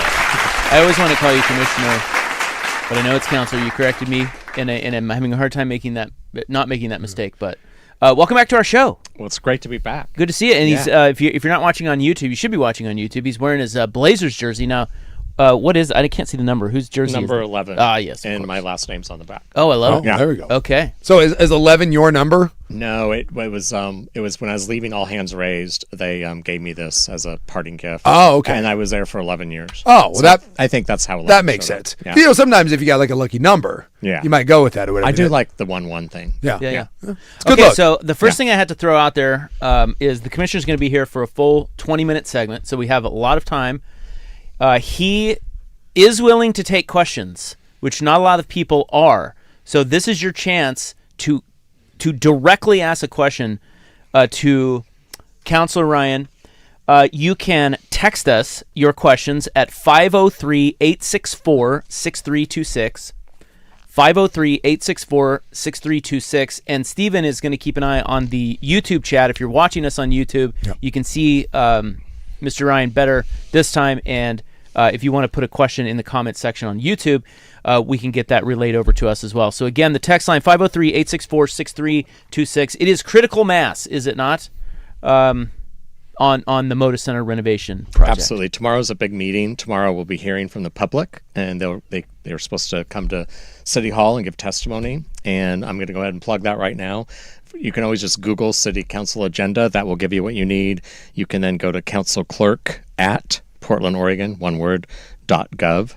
And you can even call 503-823-4082. That's 823-4082. And we'd love to hear Rip City Nation show up and give testimony tomorrow. So everything you just gave out there, yeah, just to be clear, is for people who want to testify in front of you guys tomorrow. Absolutely. Okay. Starting at 10 o'clock. Starting at 10 a.m. Yeah. Okay. So and we want people to come out. We do. We absolutely want people to come out. Well, it's funny because you're saying that. You came on our program and saying it. Dwayne Hankins the Blazers president is telling fans to show up. It's weird in that we keep being told that this is like this big contentious thing, and yet both sides are like, fans, show up. Seems like we kind of all want the same thing. This might be a good day. Yeah, that he's saying that, I'm saying that, so absolutely. Yeah. Okay, so Love it. Text your questions, 503-864-6326, and we'll get that information back out there a couple times here in this interview. So if you want to testify tomorrow, it starts at 10 a.m. at City Hall. I think it's important. What's interesting, Spencer said something off the air that I think is good. Engaging sports fans politically. I mean, a lot of times sports fans aren't that engaged politically. Maybe that's a cliche, but this is an opportunity to get, as you like to call them, rational sports ball people to City Hall and get engaged politically, because this is a major deal in keeping the Trailblazers. That's important. Absolutely. So, and I witnessed that at the town hall we did in District 2 a week and a half ago, where two different people came up to me and said this was the very first political program they ever came to. And it was because I heard it on your program, and they wanted to show up and say how important it was for us to figure this out and not lose the Portland Trailblazers. So that was the first. First of all, sorry. So can you put that a little closer to your mic? Oh, absolutely. Or your mouth. Like really, almost like eat it. Yeah. Okay. Yeah. There you go. Old radio tricks. Yeah. It's customized for you, Suk. I know. I took your spot. just lean into it. Lean into it. I apologize for Is it better now? My beard all over you. that. So don't worry, I'm sanitized. That was the first. When I heard that was going on in the work session, that's the first government start to finish, and certainly the first city government work session I've ever listened to in my entire life. But it meant something to me. Yeah, so I do think that more people should get involved, and I'm a little embarrassed that I haven't. But yes, I actually thought it was. I thought it was quite interesting, and to me, that felt productive. I don't know how you felt about it, but I keep reading all these articles about how contentious it is, and again, how just vile in rhetoric. I did not. I came away with that feeling very positive, and I thought it was a pretty good tone. I agree with you. Well, one, it was great that Dwayne showed up, and so it was nice to welcome him to the chambers. And I thought everyone on City Council asked very rational questions, so the same questions that the public has been asking for the last few months, and we delivered those questions, and we gave the Blazers a chance to answer them the best they could. Do you guys think that over the last couple of months, maybe even the last couple of weeks, the City Council, or do you think the City Council is more unified than it was prior on this issue? I feel more confident, yes, that there's a majority that are going to figure out how to land this, and that's a relief. And I do think that we came a long way from, let's say, when he was in town giving a speech, and Dundon, yeah. Right. Texas Tom was speaking to the chamber crowd, and that wasn't the best look for, I don't think, either one of us, for him or for the City Council, because we had a few people there protesting, which they have every right to do. But last week it showed that even those that were there questioning everything were asking very smart, rational questions that Portlanders are asking. What do you think changed with some people who maybe were on the fence or were against this? What has gotten them a little bit more on board? That's a great question. I think anytime you're getting closer to reality, people tend to shift their thinking, and the threat of this deal not going through, I think increasingly people understand this would really be bad for Portland, and how important it is for them to weigh in on this decision. And I just think people were taking it seriously from the beginning, but the reality of how we're getting close to the time where we have to make big decisions was getting closer. It feels like there was a different tone for sure. I also want to thank Council President Dunphy. I think he's done a very good job as a leader in bringing in a broader coalition. Yeah. And he's closer to some of the people that are leaning more towards the no side, and I do think it's all about interpersonal relationships. So we don't see what goes on in between meetings, but I do think there's been a lot of effort by Council President to have smart conversations with each of us. I want to ask you, because you seem pretty informed on this, and I'm not taking shots at anyone on the council. I'm just going off of what I witnessed as a layman. I felt there were some counselors that really weren't kind of aware of what was really going on. There were questions of, well, you're not talking to us. And the Blazers saying, well, no, we've been talking to you the whole time. We actually had a meeting on Monday. It felt like there were some counselors that were literally getting information off of articles that were being written in the newspaper. So my question is, we know that people from the Blazers are negotiating, people from the city are negotiating. How informed are some of the people that are actually going to vote on this on the day-to-day aspects? Or is it kind of, we're going to get to the end, kind of get, this is really what's going on? I just, that surprised me a little bit that some people didn't seem, or at least didn't agree with some of the things that the Blazers were said were factual and that were going on a day-to-day basis. I think all of us have been listening to our negotiating team, if you will, the mayor's office with the folks that he's appointed from the executive team. And we've been having those discussions in executive committee meetings. And I think those meetings have also helped counselors have a better understanding. Your question is more about why did some of them still seem, I think it's their base, if you will, is asking more questions. We all have different bases. I tend to be the guy that's more connected to your average, let's say, private sector person paying taxes, that's not as political. And some are more in the political industry where they're questioning everything and they're more activist. And we kind of brought this up last time. I do think this has gotten in the way, and that is the billionaires bailout. So there's slogans like that allow people to feel righteous because this just in, billionaires aren't that popular. Sure. And billionaires are the only ones that can afford an NBA franchise. And so there's this reality that I think has been difficult for some in Portland to just accept. And I've just accepted that. And I think some, that seems to be part of their dissonance, if you will. Does that make sense? Yeah. Yeah. No, it definitely does. The number and so we play to slogans as opposed to facts sometimes in politics. That's what I was. Yeah. That's what I was wondering. There's just a couple times where they were like, "Well, you stopped talking to us in March," and the Blazers were like, "No, we had a meeting on Monday," and but their counsel was like, "I've literally had a conversation the entire time," and it felt like some of the counselors were like, "Oh." And we're counselors, there's 12 of us. So, they're negotiating and talking more directly with the handlers, if you will, that are appointed by the mayor. Yeah. And I think I just have an acceptance of role clarity in a way that maybe some don't. Yeah. So this is Portland City Councilor Dan Ryan here on The Fan. If you would like to testify before City Council tomorrow, go ahead and throw out the number and the email again. Council clerk, one word, at portlandoregon.gov. Or dial 503-823-4082. And if you're like me, you can't remember any of that, just Google City Council agenda and it'll tell you what to do. And then if you this is tomorrow, 10 a.m. Tomorrow, 10 a.m. At City Hall. And you can ask questions of the counselor at 503-864-6326 or on the YouTube chat. I have several of them lined up, which we'll get to here in a second. Yeah, this is a pep rally, right?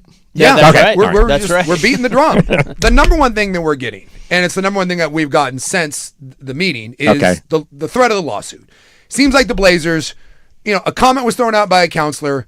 That one seems to be not a real threat, and yet it seems to be hovering over this whole thing. So can we address, that seems to be the number one question, the elephant in the room.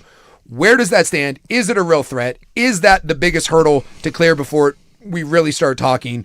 Because that one, it seems to be the bugaboo for people. Yeah, it's not real. And I thought Mayor Wilson answered that and addressed it in the same session that you listened to. Yep. Do you recall his exact words? I think he just made it really clear. Yes, at the end, I thought he gave a great statement.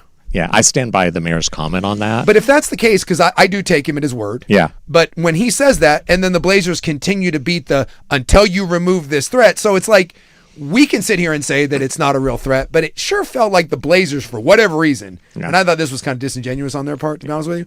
I just don't understand. They were really hung up about that. Yeah, so I have no control over what comes out of Rip City management right now, and I will tell you the way they talked to me as an elected when they had a different owner, and then how they didn't talk to me when they changed ownership just says that you do what your boss says, right? So that's just been, I think, a strategy. I think the new owner has made it really clear to be kind of very careful and quiet, and the former owners were different in that respect. So I asked you this last time, maybe the same answer, but I have to ask it again. Do you have any indication that Tom Dundon's real plan is to move the Trailblazers? You have to believe people when they show you who you are, when they show you who they are. I think he's giving a lot of signals that he bought a franchise and he's looking for the best place to locate it. And I think that that's a real threat because it's set up so that he could maneuver this, especially if he convinces the majority of the NBA owners in the Board of Commissioners. Yeah. So I kept thinking our real audience here remains Commissioner Silver, Adam Silver. I think that he is the person that came here in March, that knew that we had a handoff from the state, who delivered us a really sweet package. Again, part of me is just like, what's complicated here? We have to come up with $120 million, and then we get $480 million. And so I don't want to leave that money on the table, period, end of story on that. And I think that the commissioner, Adam Silver, knows that, and he was clear with us that that's what he expected. So if we behave in a manner that allows there to be a rational, reasonable term sheet that then the city team can negotiate with the Blazers team, I don't see how Tom could make the case to the other owners that he needs to pick up and move a franchise. It just doesn't make any sense. Especially with the fan base here. It's an amazing fan Absolutely. base. And that does matter. Yeah. I mean, what's when they said things about Portland's business climate, we know this, and please God, can that improve, and can you help us improve the economic conditions of our city? And that's why I continue to fight hard on this, because people keep talking about the ROI, return on investment, in a very micro way. Please, we're counselors. We have to look at the bigger picture. What's the ROI to the city of Portland's economy if the team relocates? It's not good. Yeah. And so I just continue to know that we have to press on. I think we're in a little bit of a battle where who was more unlikable, Texas Tom or the Portland City Council? Let's be honest. And I think last week we took a step in the right direction. Yeah. Does that make, when you observed it, what did you think? I said I came away very encouraged. Yeah. I came on the air and I said, I do not see how these sides don't come together. Yeah. I just don't. It made total sense to me. Someone asked the question here, and I think it's a good one. The city kind of posturing here a little bit, some of them. What is the main budgetary concern? So $120 million doesn't seem that much, to be honest with you, over 20 years. So what is the main concern that you've heard from other counselors that are maybe opposing this? What is the main thing? Where do they think this money, what negative aspect of this? I guess I'm not putting it because they said. Let me ask you that here. I'm sorry to cut you off. Yeah. But let me phrase it like this question. Okay. That came in on the text line, because this is one we all know the answer to. We've been beating this drum forever, but I want you to answer this on the air, and I think it's the same thing Suka's getting at there. All right. You'll correct me if I'm wrong. Sure. Yeah, okay. You correct us. I think we're all on the same page on this, but this is the main question where people that aren't informed on this issue are listening to you going, well, why? This is the hanging question. And it is, in a year of revenue decline and budget cuts, how can you give $150 million to a private for-profit company? That question comes up all the time. Well, this isn't for them. It's for us. So I think people lose that very important fact. This isn't giving money directly to Tom Dundon and Rip City Management. This is us taking care of our own asset that we own, the Moda Center. So I think a lot of times people just have to take a pause and remember that. Does that make sense? Yes. Yeah. 100%. And then the question is, where do you come up with $120 million at a time where we have budget cuts, where our revenues are down? And so we have to look to some fixed accounts. And this is where there'll be some rub later on what fixed accounts do they come out of, restricted accounts. And there's been a lot of controversy, and I'll just go there, around the PSEF, that's the Environmental Fund. And some people see that as a holy grail, you can't touch it. But I'll tell them this, that we have in recent past, the PSEF committee that makes these decisions have allocated capital investments to numerous private nonprofits in our market for capital campaigns to finish their own green infrastructure renovations and such. And so this isn't unprecedented. So I leave that to the PSEF committee to make that decision. But for people to say that we've never used these funds for our own assets or those in the community is just not true. People are asking, I've got this a couple times. If this doesn't go through, is there a contingency plan with the city, or is this kind of an all or nothing thing coming up here on the 12th? Well, today, I just know that my focus is on doing everything I can to not allow someone to steal our home team, period, end of story. And so we just have to take it one step at a time. And so right now, it's about us coming up again with that rational term sheet for voting on it next week. And then hopefully it passes with a vast majority, with at least a majority. It only takes 6 plus the mayor. And it moves on, and the negotiating teams work out those details. But the detail I care about is the long-term economic impact of this. I just, again, can't see one scenario where that's good for Portland. I agree with you 100%. The other one that comes in a bunch here that I'm seeing is the Blazers say there's 20 parts that were changed in the term sheet from the Senate bill originally they got done.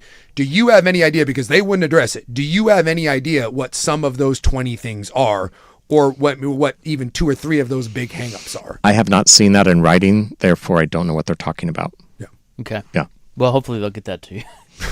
It might be kind of important. I think that might be one of the frustrating things for you. So, but it's also, let's face it, this is just called doing business, and we just have to be grown-ups and have little shrewd moments, but move on and keep our eye on the prize. So, if any of our listeners want to testify tomorrow at City Hall at 10 a.m., where can they go? They can go to council clerk at portlandoregon.gov. Those are both one words, council clerk at Portland, Oregon, or 503-823-4082. Or you could just show up at the council chamber tomorrow at 10 o'clock and get signed up. However, if you sign up today, you'll probably get a better place standing. Okay, so this is Portland City Councilor Dan Ryan with us here on The Fan. Spencer just gave us the heads up. Your team is wonderful. We're going to stick around. We're going to keep going. Nice. There are a lot of... I love it when I work more. Yeah. A lot of questions. There are a ton of questions coming in. So this will give us a chance during the break to parse through them and present some good ones to you in the next segment. Yeah, they're all good. Yeah. Listeners, they're all good. But we will have to be efficient. All right. Yep. Thank you. All right. Thanks. All right. More with Dan Ryan next.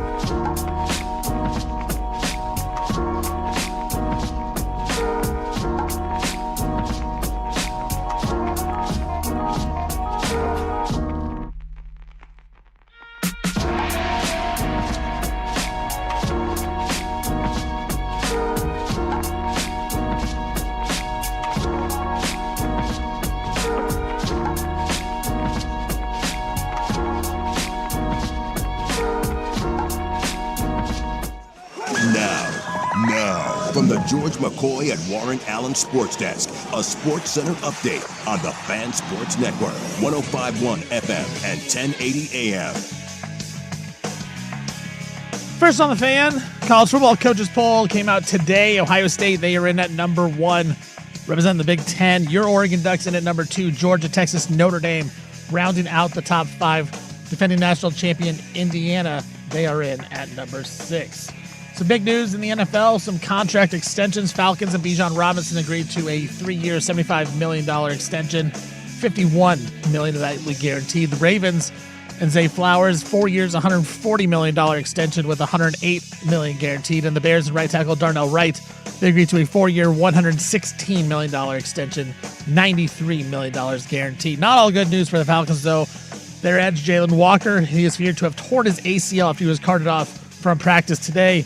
New Dodger pitcher Tarek Skubal is going to make his debut for the Dodgers tonight when they're over at Wrigley Field taking on the Cubs. And the Cleveland WNBA team, they will debut in 2028. They announced their team name today. It will be the Cleveland Sirens. I'm Stephen Vaughn from the Georgia Coy at Warren Allen Sports Desk. Don't call your mom. Call Georgia Coy at warrenallen.com.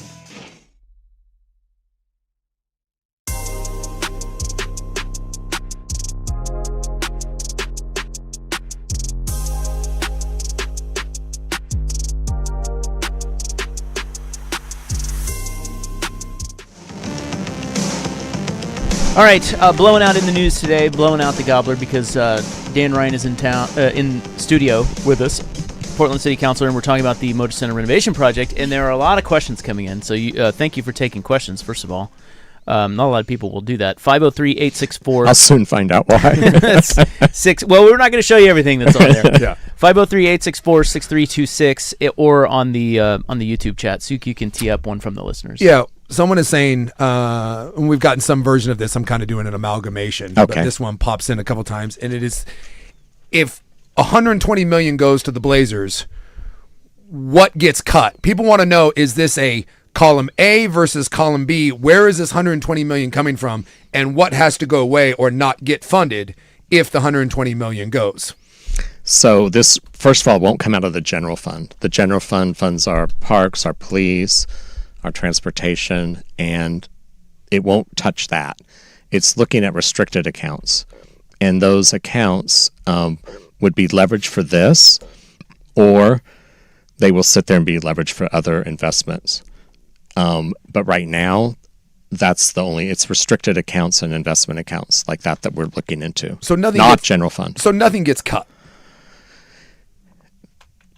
Nothing gets cut directly today. It could mean that while we're paying this, we would have to put a pause on other big picture infrastructure investments. And do you have an idea on just an idea on what something like that would be that you would have to put a pause on? Well, it depends on what account we take it out of. I'm getting into like the weeds of the restricted accounts at the moment.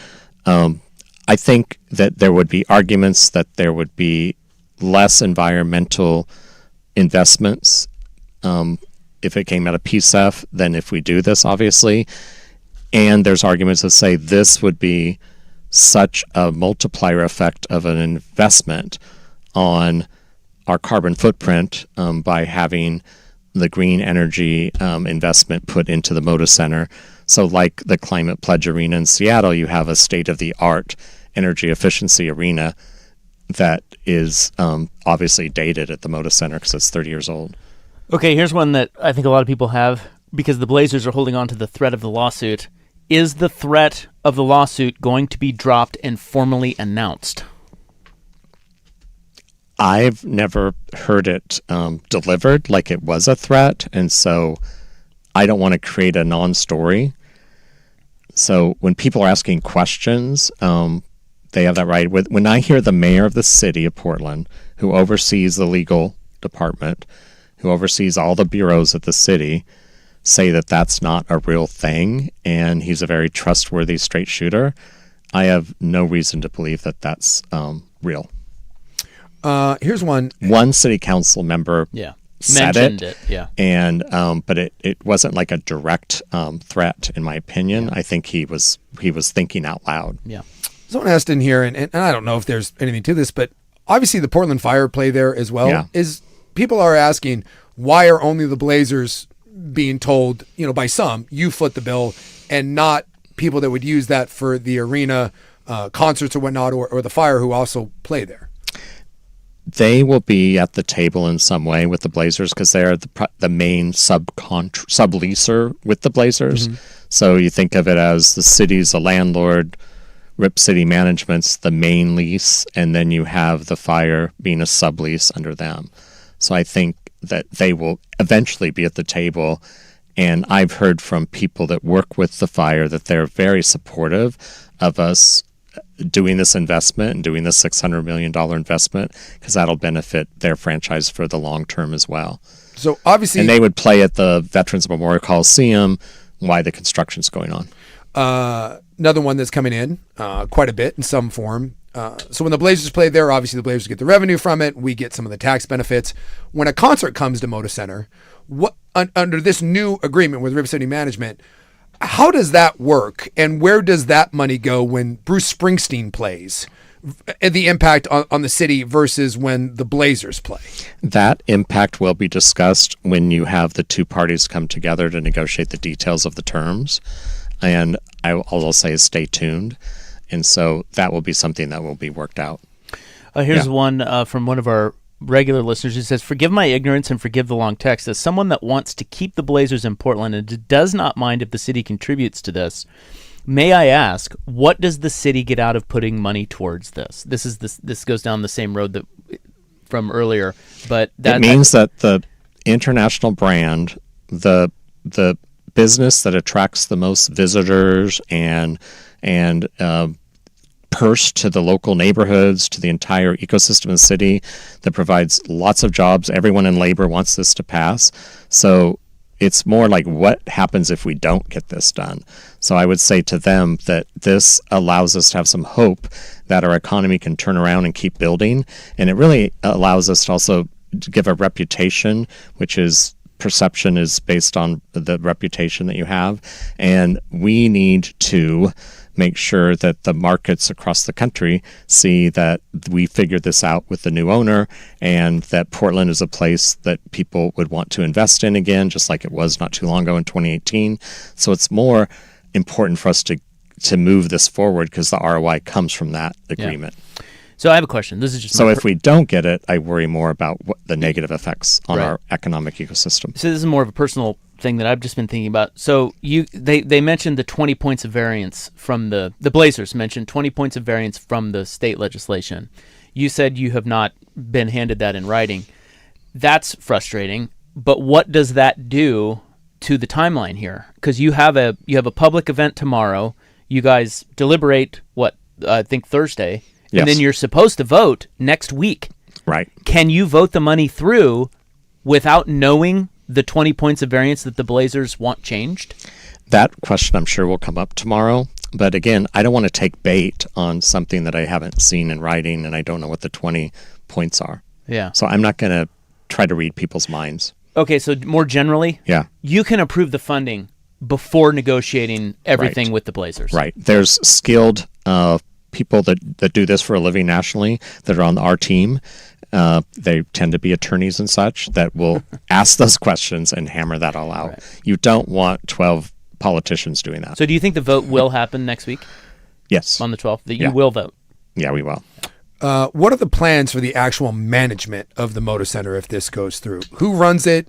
What sort of say does the city and the state and county have in this? There's a group that will be overseeing it with Rip City Management, and because the state has been so generous with putting in the largest sum of money for this project, and then the county, the state will be at that table along with the city. And does that go into the whole non-Blazer events there? Does that go into kind of negotiating when Springsteen and other big events come, where that money goes from state, county, city, kind of a splitting of that? And also the school district, because the PPS is in that area. And when you have a public deal like this, it can impact the pressure on your property taxes. So we want to make sure that PPS is made whole from this as well. So the PPS will be also part of the lion's share of revenues that would benefit from this. It's a little frustrating that the Blazers show up to the meeting, which was great. It was great that they were there. We finally got to hear from them. Yes. Is it a little frustrating, though, that Tom Dundon and his team knew the realities of this market when they bought the team, and then they show up and start saying, well, this is a problem? Because they knew that. Is that frustrating to you? Or is that just posturing? I assumed that would be the game they would play, so I wasn't, maybe I wasn't surprised because, what else do they got? So it's like they did some safe posturing, if you will. Yeah, but of course he knew that, just like he knew what was going on in Salem. I mean, if you were negotiating from October or November, I don't know if I have the right date. Anyway, in the fall, and then the deal got worked out down in Salem in March, and then you finalize your purchase shortly thereafter. You knew darn well what the scenario was. Right. So it's just negotiating. Exactly. This is what's happening. Yeah, we're dealing with a very sophisticated person that knows how to do this, and I just hope that we can remain cool, calm, and make decisions. In my opinion, I think some of us just have to decide: is our North Star to figure this out and be as sophisticated to make sure that we land this, so that the Portland Trailblazers remain in our city for over 2 more decades? That's my North Star, because again, that's what this city needs at this time. I'm fighting really hard on this because I've been on city council for 6 years. Our economic development has just been really, really, really rough, and I cannot see how it will be helpful for us to move forward without the Portland Trailblazers in our marketplace. Here's one. So how with the tax revenue coming in, however you want to split that, but we know there is a bigger number, like you said, the economic impact, but there is a number that we get as a city from the Portland Trailblazers. That's the part that's being negotiated. That'll be in some of the terms too. Is it safe to assume, will the $6 million roughly that this is going to cost per year, if we're doing, you do the math, right, over 20 years, $6 million, does this end up being a net neutral for the city? Does that tax revenue on a yearly basis cover the investment? That's the idea. That's the hope. That's the hope. Yeah. And that's what they'll be negotiating. What's that? How realistic is that hope? I think it seems very realistic. I know we're having a lot of different numbers and details being discussed right now. It's almost like, what do we call it? Is it how much per rent do they pay to the city? So that you'll probably hear about that tomorrow, especially when the council has deliberations. But I think everyone on council wants to protect Portlanders, to make sure that in the short term that it's helpful to our budget and our economic standing, and also, of course, for the long term. I think the long-term argument should be clear to everybody, and I hope that we will be able to, with our negotiating team, to make sure that we remain whole on the short term. So I have two. And everyone heard them. Like when he mentioned comments, Dwayne speaking for Tom, that our corporate purse is more challenging than other markets. Everyone knows that. Yeah. And so is it fair that we negotiated to have the public sector help out at this time of transition? I think that's fair. And again, it's for us. It's our arena. If there's one thing that I keep repeating is that, because that seems to be the cognitive dissonance on this conversation, is that people assume we're just giving money to Rip City management, and we're giving money to our own selves to renovate our largest arena in the state of Oregon at a time where we desperately need activation on our streets that produces revenue. You're giving money to keep a great tenant that will help us all bring the city back. I'd love to remodel my house right now, and I'd love somebody to say it costs $600,000 and I would only have to pay $120,000 of that to get it done. I'm going to figure out how to find that $120,000. So again, on the short term, this is so basic, and I think most people in the city council understand that. Have you seen any, because they claim that they've shared details on the plans. Some of the councilors said we've seen nothing. They said they showed some early renderings, at least kind of. Do you have any idea, just you personally, or have seen any of the plans or rough ideas they have for what they want to do to Moda Center? I have not. I focused on working with my colleagues to understand the big picture on this issue and the importance of us to not botch it. And so I think I've leaned in so hard on that I leave it, back to role clarity, I leave it to the attorneys working with the mayor's team to figure out every detail on this topic. I want to ask one more because again, I'm not passing, but I haven't seen it. I get it. That's why I was just wondering. I had seen it because it kind of felt like maybe that was up in the air. Yeah. The other one that stuck in my mind, this is me personally, seemed to me, and I don't know if there's blame to be shared. How is it that we don't have an architect that has? It felt like that was kind of a weird sticking point, that the Blazers didn't want to pay for an architect. The city didn't want to, like. How much does an architect cost to at least give someone an idea? That seemed like one of those silly moments between two people that I was like, are you kidding me? The architect thing? Yeah, I had moments where I thought, they really haven't talked in a while. Yeah. Because that was one of those moments. An architect. Yeah. Is there an architect out there that will offer some services that give us a rough sketch? My God. And I think just to give the city team some credit, they went from one tone from one owner, let's say Jody Allen or the Paul Allen Estate, to a new owner. And it was a dramatic sea change in how they were working with the city. So I hope that last week's meeting and tomorrow's meetings and then the vote on the 12th, and it's a great sign that Rip City Management's telling people to come testify, that we're turning the corner, that the new owner and management wants to be transparent and work with the city to also be behind doing everything they can to solidify their best option, which I think is to keep the team in a city that is deeply in love and the most passionate fan base in the country. I don't know how much time we have left. Go for it. I'm just going to say this. It's a little personal, but so my brother's at the Legacy Hospital, Salmon Creek in Vancouver.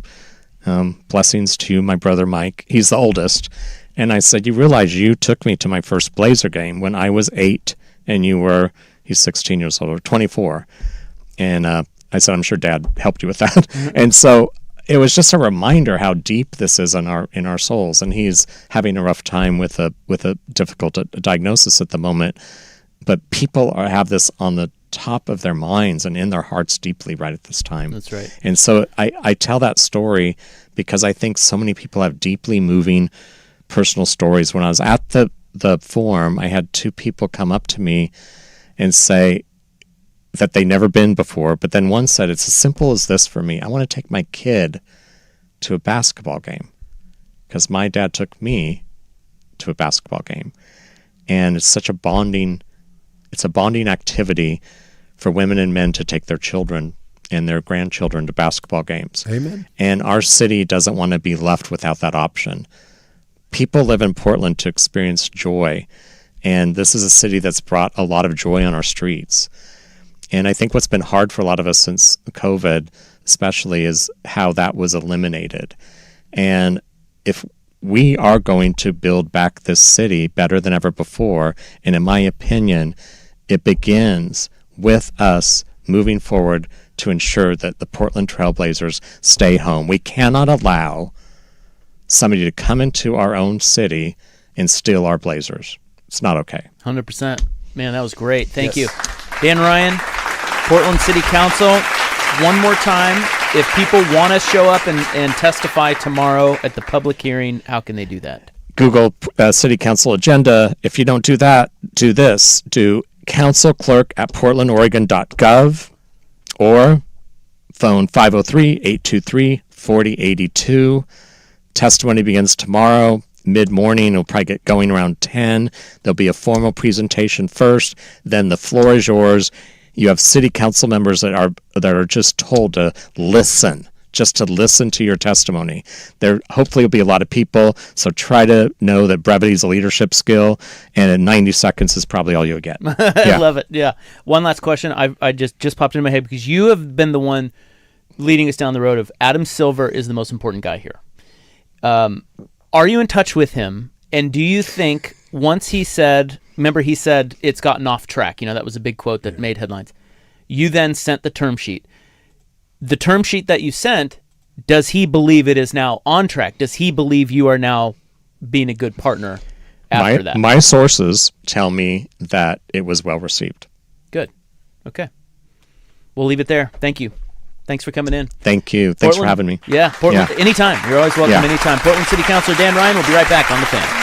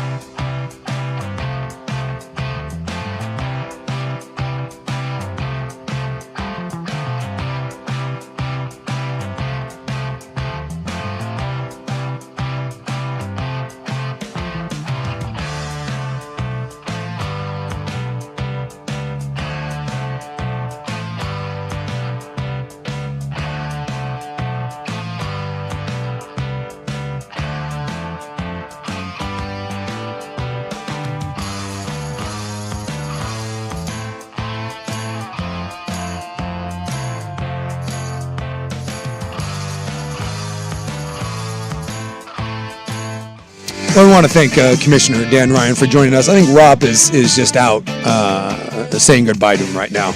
Rob trying to score big political points. Yeah.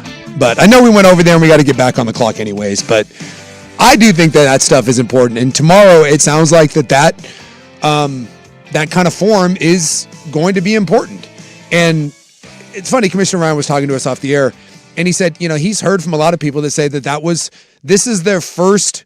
He's hearing from a lot of people that say this is their first time being in a political environment. And it's true. A lot of times the people that are sports bros or broettes, if you will, people that listen to this show, aren't necessarily political people. We may talk about politics from time to time, but I mean it. That work session that the Blazers engaged in with the city, what was that, a week ago? That was the first time I actually sat down and watched. I've lived in this area for 35 years. The first time I actually sat down and listened to a government session, and maybe that's on me. I can sit here and talk about how I want the city to be this or that, but if you're not willing to get involved and listen, then what right do you have to really be, angry about it? Like, we the ones that hopefully they get to make these sorts of decisions about who leads us and these decisions. And so maybe this is an opportunity for people to get more political and let your voice be heard.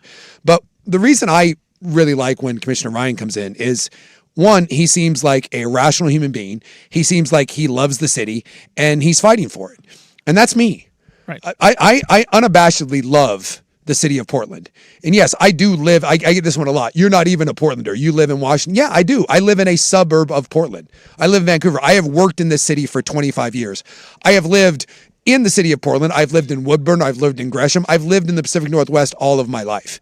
And I've spent the vast majority of my free time in my entire adult life in the city. And I love the city. Is it as good as it once was? No. But this idea that somehow that it can't get back, or the idea that I hate when I hear from people that are like, why would anyone invest in the city? Why would anyone go into the city? That sort of defeatist attitude is the crap that kills a city. And I love that Commissioner Ryan is not one of those people. And can I just say something about that? So we get that a lot on the text line. Yeah. And I didn't present that to him because it's just negative. Here's the thing to him. And I did talk to him about it off the air. He said, well, no duh. Yeah. Right? So when you guys are like, oh, the city, the libs, and this is, why would any business stay in that? He says, no duh. Yeah, I get it. I get it. That's why I'm working on this. So, and he also said something great. He said, and I've always thought this, and I think you agree with this, there are people you're never going to please. Zero, yeah. And that's those people. Those people will always bitch. And they'll move the goalposts and be mad about something else. And then you've got the people on the other side that are out to lunch on, business development and billionaires and the whole thing. It's really all the 75% of the people that are in the middle that are reasonable that we need to reach and really pay attention to here. And those people are the ones that need to let their voices be heard. He gets it. Portland's struggling. He gets it. That's the whole point of why he's being so adamant. We can't afford this. You can't lose the Blazers. So anyway, it's great that that he's so willing, because right when he shut off the mic and we ended the segment, he said, boy, that was hard. Yeah. I mean, you guys peppered him with some tough questions. Yeah. And he handled it. And, that's the best you can do. They're going to vote the money. I think they're going to vote the money through. I think so. They have the votes. The question is that really the ball is in the Blazers' court. The next move by the Blazers will tell you everything, because you could argue they're not even negotiating good faith at this point. Like, just put the 20 points of variance or whatever they're calling them, get those to the city council, and let's get to going on this. But they're still silent. They're still holding on to that lawsuit thing, which is it's just not a thing. Yeah. So therefore, the city's going to give them the money. He says Adam Silver, well received on their term sheet. Mm-hmm. So the ball is in Dundon's court. Yeah. And so once they vote the money through, again, people are asking about dates. That's next Wednesday. If they can do that on Wednesday, then they have until December 31st to come up with lease terms for the Trailblazers to stay at the Moda Center. They have plenty of time, although that time will go fast. Yeah. But like he said, there will be lawyers and people negotiating on their behalf for the terms of that. And that's really the meat and potatoes of this deal.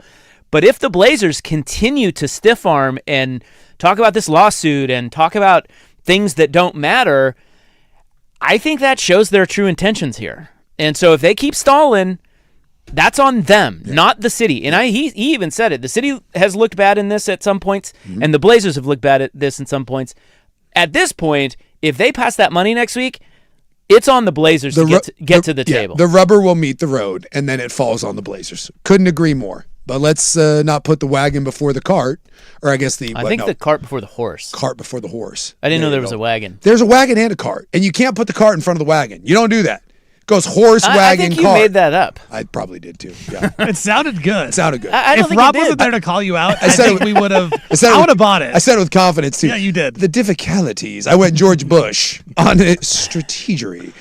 Yeah, like get this thing voted through. And when it gets voted through at that point, then yes, it's on the NBA and it's on Dundon. Get this S done. And hopefully we can move forward with it.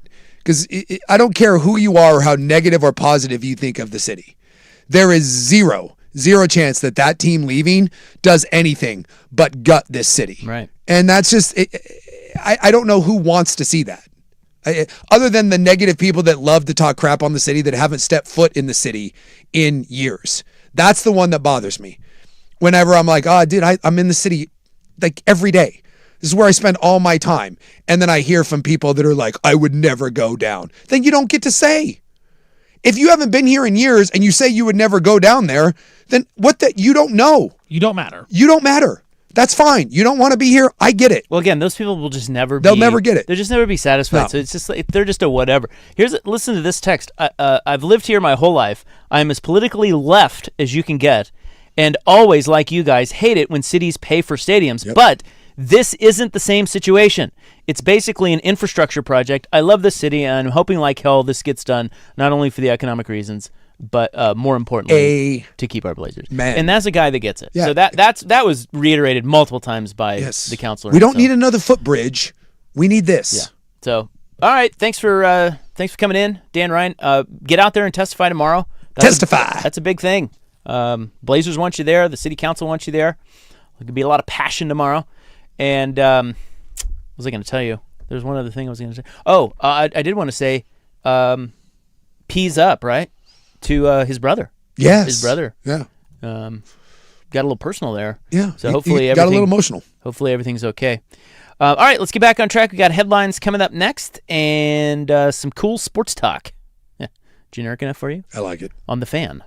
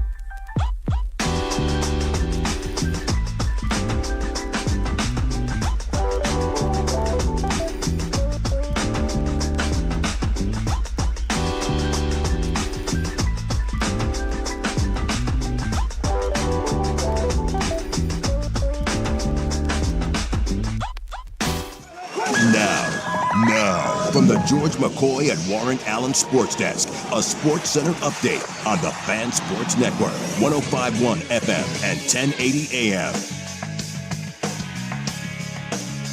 First on the Fan, college football coaches poll came out today. Ohio State, they are your number one overall team as we head into the next season. Your Oregon Ducks in at number 2, followed up by Georgia, Texas, and then Notre Dame, rounding out the top 5. Your defending national champion Indiana Hoosiers in at number 6. Falcons of Bijan Robinson, they've agreed to a 3-year, $75 million contract extension, $51 million guaranteed. Ravens and receiver Zay Flowers agreed to a 4-year, $140 million monster extension for the receiver. Also includes $108 million guaranteed. Bears and right tackle, they agreed to a monster extension with Darnell Wright, the right tackle, 4 years, $116 million. Not all good news, though, for the Falcons. Edge rusher Jalen Walker, he is feared to have torn his ACL after he was carted off from practice today. Tarek Skubal going to make his Dodgers debut tonight against the Cubs over at Wrigley Field. And the Cleveland WNBA team that debuts in 2028 announced their team name today. They'll be known as the Cleveland Sirens. I'm Stephen Vaughn from the George McCoy at Warren Allen Sports Desk. Don't call your mom. Call George McCoy at warrenallen.com.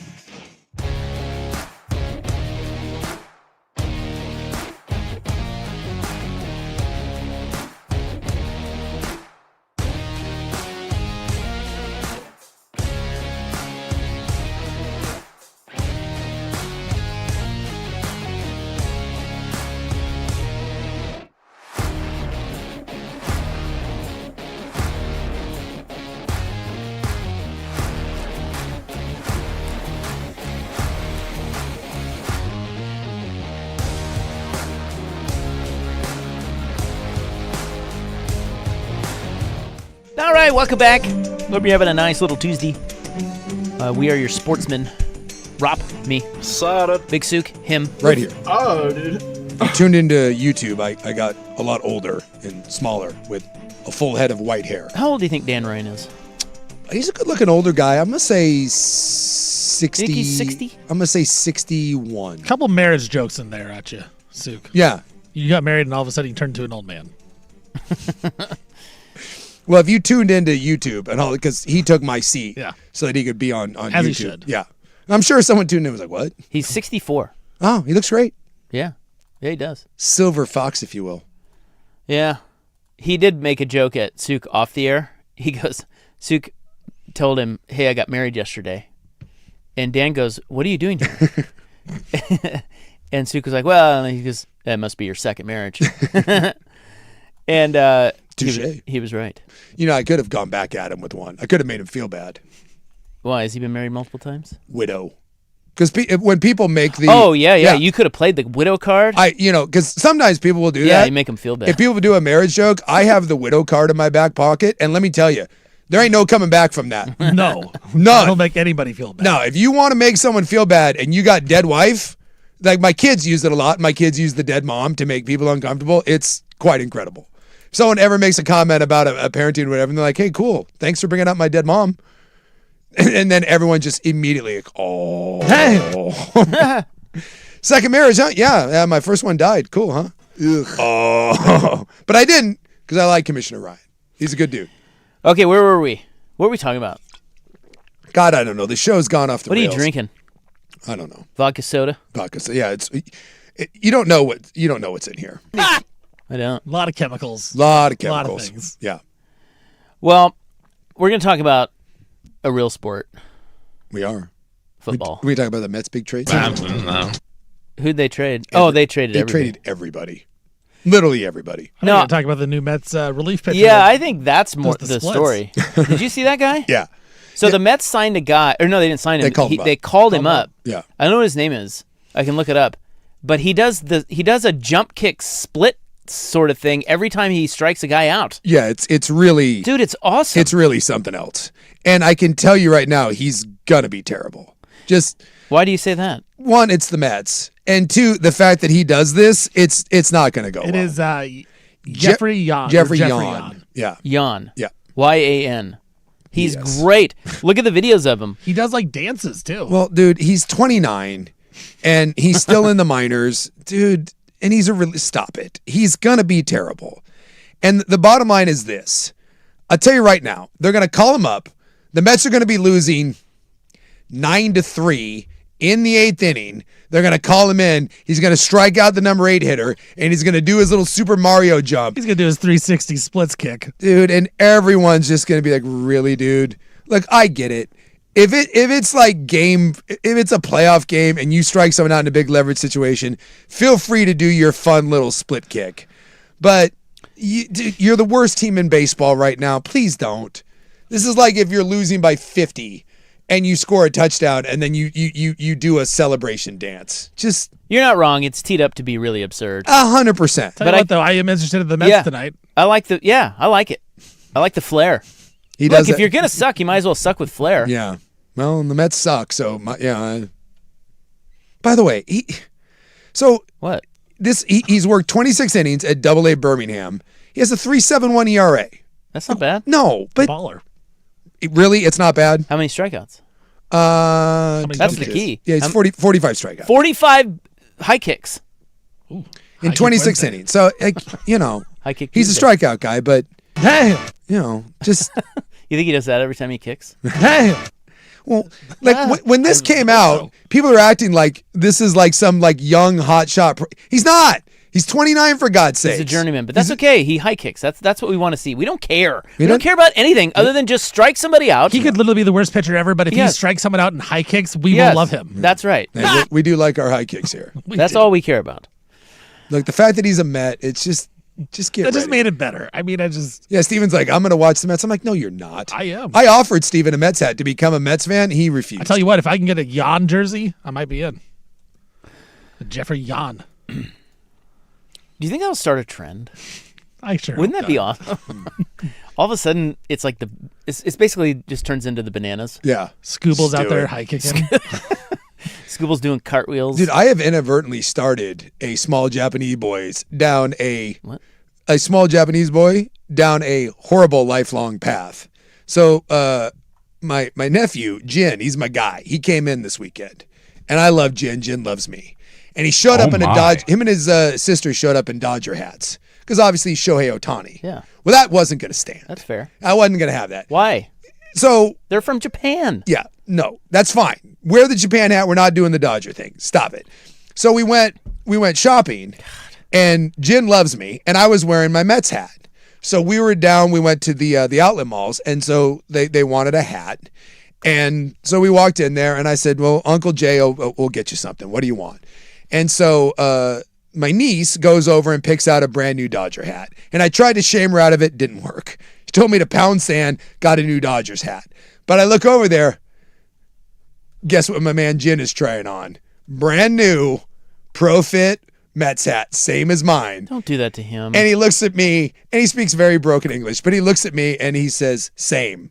I said, yes, same. And he said, my new favorite hat. And I said, yes, it is. So now I have said, like, we're all weekend. You're a terrible You're the inspiration. worst. He's the best. So we're walking around, and I sent it to my buddy Scott, who is diehard Mets fan. He's the guy who's my tortured Mets fan. And I sent him, I'm like, look what I did. Converted. And he goes, you poor bastard. Why would you do that? Yeah, the kid's screwed. Yeah. He's 11 years old, and I just set him up for just a lifetime of heartbreak. We got rid of the Dodgers hat. We converted him. Classic Sukan. Classic.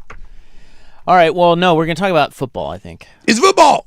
Division I football or the NFL football? We got to talk about the Niners. Like, what is up with all their injuries? We'll get to that. A couple news items today. The first preseason game is Thursday. Yes. Did you know that? I did know that. It's the Hall of Fame game. I do know that. You do knew that. Arizona, Carolina. Nothing says Hall of Fame. I do know that. Like the Arizona Cardinals and the Carolina Panthers. But we have a bit of news. The Cardinals, QB1 for that game, will be Carson Beck. Catch the fever. But they're saying that it's Carson Beck not because he's beaten out Jacoby Brissett. No. But because they just want to see him against other NFL teams. Carson Beck versus, do you know who has gone the other side? Carolina, was that Andy Dalton? Kenny Pickett. Oh, good. Jeez. Kenny Two Gloves. Well, the Hall What of a great matchup. No one. So the Hall of Fame game is an extra game. Do we have a line? Oh, I'm sure we do. No one plays in that game. I'm by taking the the points. Carolina 1.5. Taking the under. The under, by the way, is 35.5. You going to take the under in that? I'm going to go Arizona plus 1.5. You're trusting Carson Beck? Yeah. Okay. I love him. 1.5. More importantly, what we need to know is when do the Ravens? Although, now that Harbaugh's gone, Maybe the Giants. do I switch? I have blindly bet the Ravens in the preseason for like 4 straight years. Do I blindly go over to the Giants? Well, I mean, it's Would- worth a would shot. stand to reason, So right? the whole thing, if you don't know, the Ravens used to win all of their preseason games because John Harbaugh took them more seriously than other teams. Yes. And so they would always cover. So there was, they have like 18 or 19 straight covers? Yeah, it was ridiculous. Or something? Yeah. And the betting public caught on to that. But now that Harbaugh is with the Giants, perhaps it will be the same thing in New York.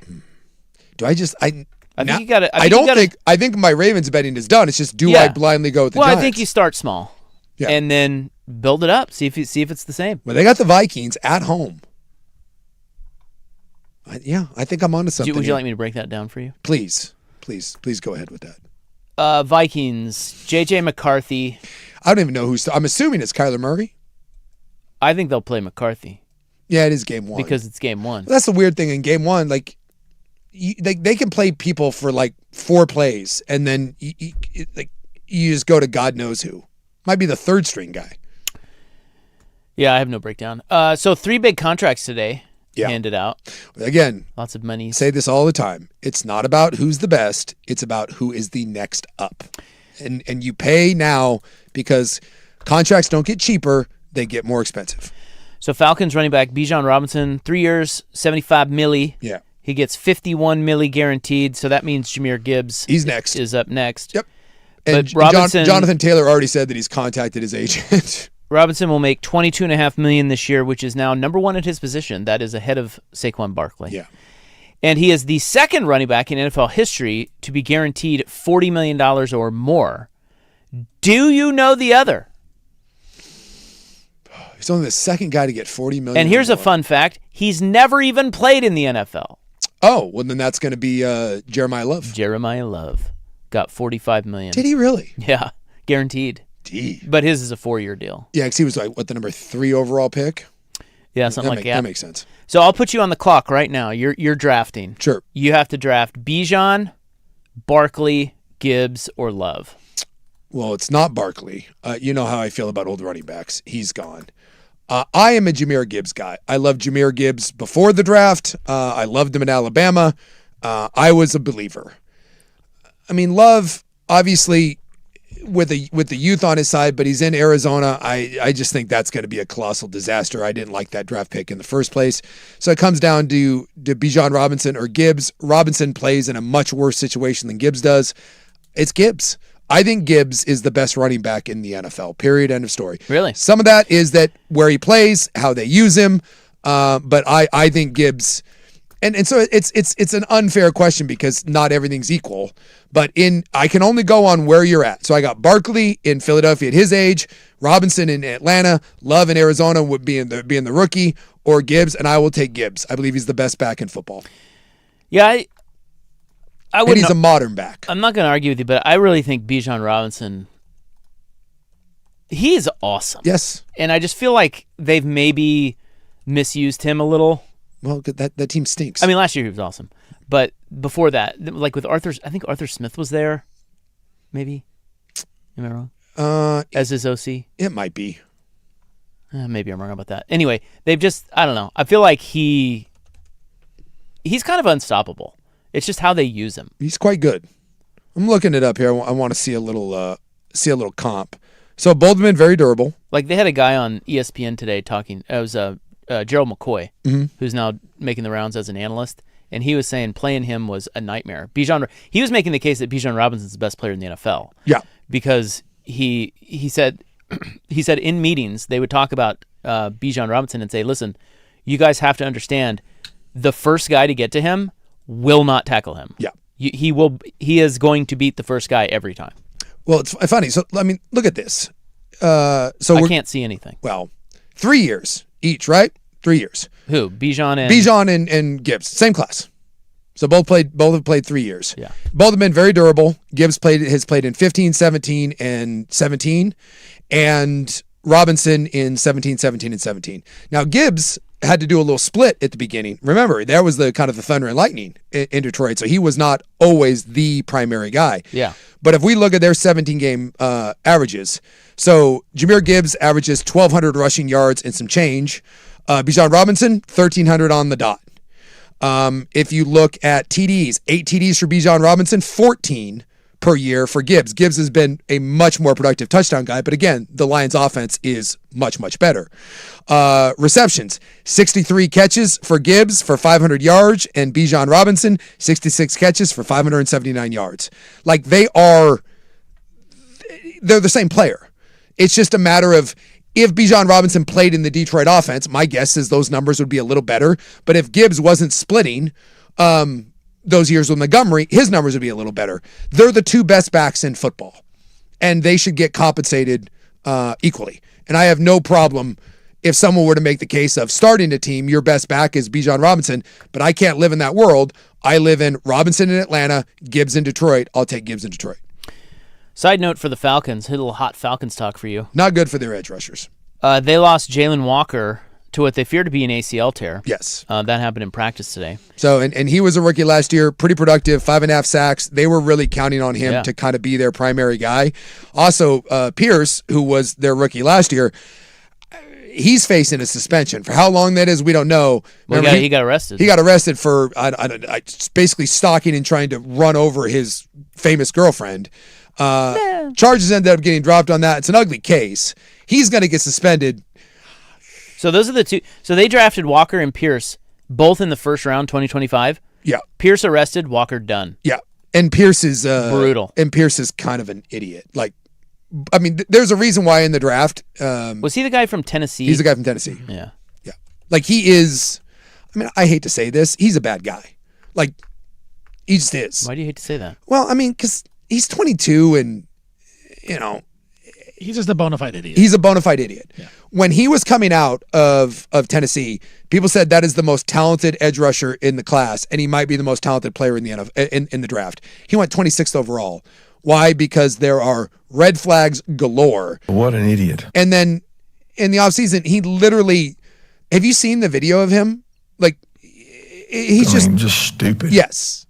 What's the video? Well, he chases down his girlfriend. Yeah, I don't watch. He's like trying to run her off the road, like, and she runs to the police station. Then he flees the cops. I don't know how he's not charged. I have no idea how he's not in jail. Two other contracts, which we'll get to next. And what the hell's up with all the Niners injuries? They're having more problems. Yeah. And we're like days into camp. Welcome to being a Niner. We'll be right back on The Fan.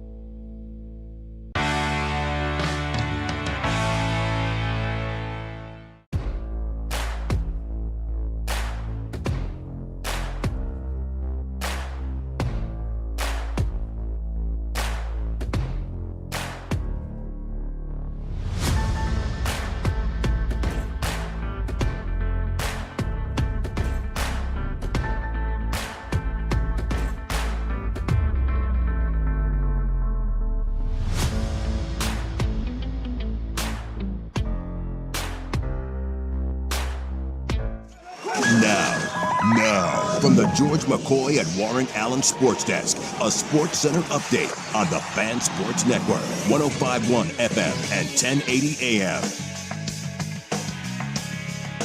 First on the Fan today, college football coaches poll has come out. Number 1, the Ohio State Buckeyes. Number 2, Oregon Ducks. Georgia, Texas, Notre Dame round out the top 5. Your national champions, Indiana, they are in at number 6. Falcons and Bijan Robinson, they have agreed to a 3-year, $75 million deal.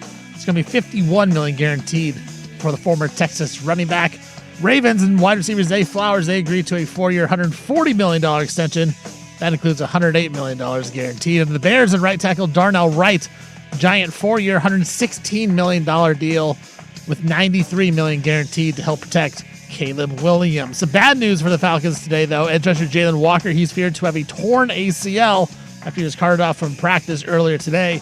And the Cleveland WNBA team has announced their name today. They'll debut in the 2028 season. They'll be known as the Cleveland Sirens. I'm Stephen Vaughn from the Georgia Coy at Warren Allen Sports Desk. Don't call your mom. Call Georgia Coy at warrenallen.com.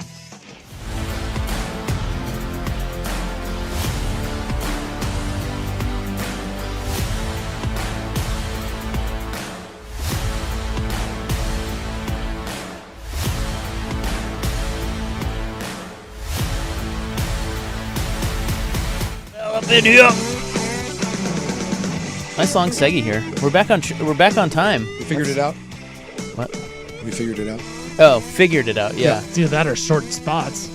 One of the two. Yeah, I saw Cooley today. I think he was offended by the fact I said, "Where you been?" He's like, "What do you mean?" I'm like, "Where you been? I haven't seen you." He's like, "I've been around." I'm like, "No, you haven't." He's been around. Very generic. Where you been? Oh, here and there. Around. Here and there. Brother. 3 big NFL contracts today. Bijan gets 1. Ravens and Zay Flowers, 4 years, 140. Yeah. That's, $108 million guaranteed. Yeah, and everyone gets all, butthurt over this, 'cause, Why? Well, I'm not. You're not. Nope. Zay Flowers is not great. Zay Flowers is a good player. And again, if you're the Ravens, what this is just the cost. It's just like the salary cap goes up every year. So we always get sticker shock with players that are good, not great. And that's just the nature of the beast. So he is now the 4th highest paid wide receiver in the NFL. And he is not the 4th best receiver in football. Per annual salary. He's tied with Justin Jefferson. Yeah.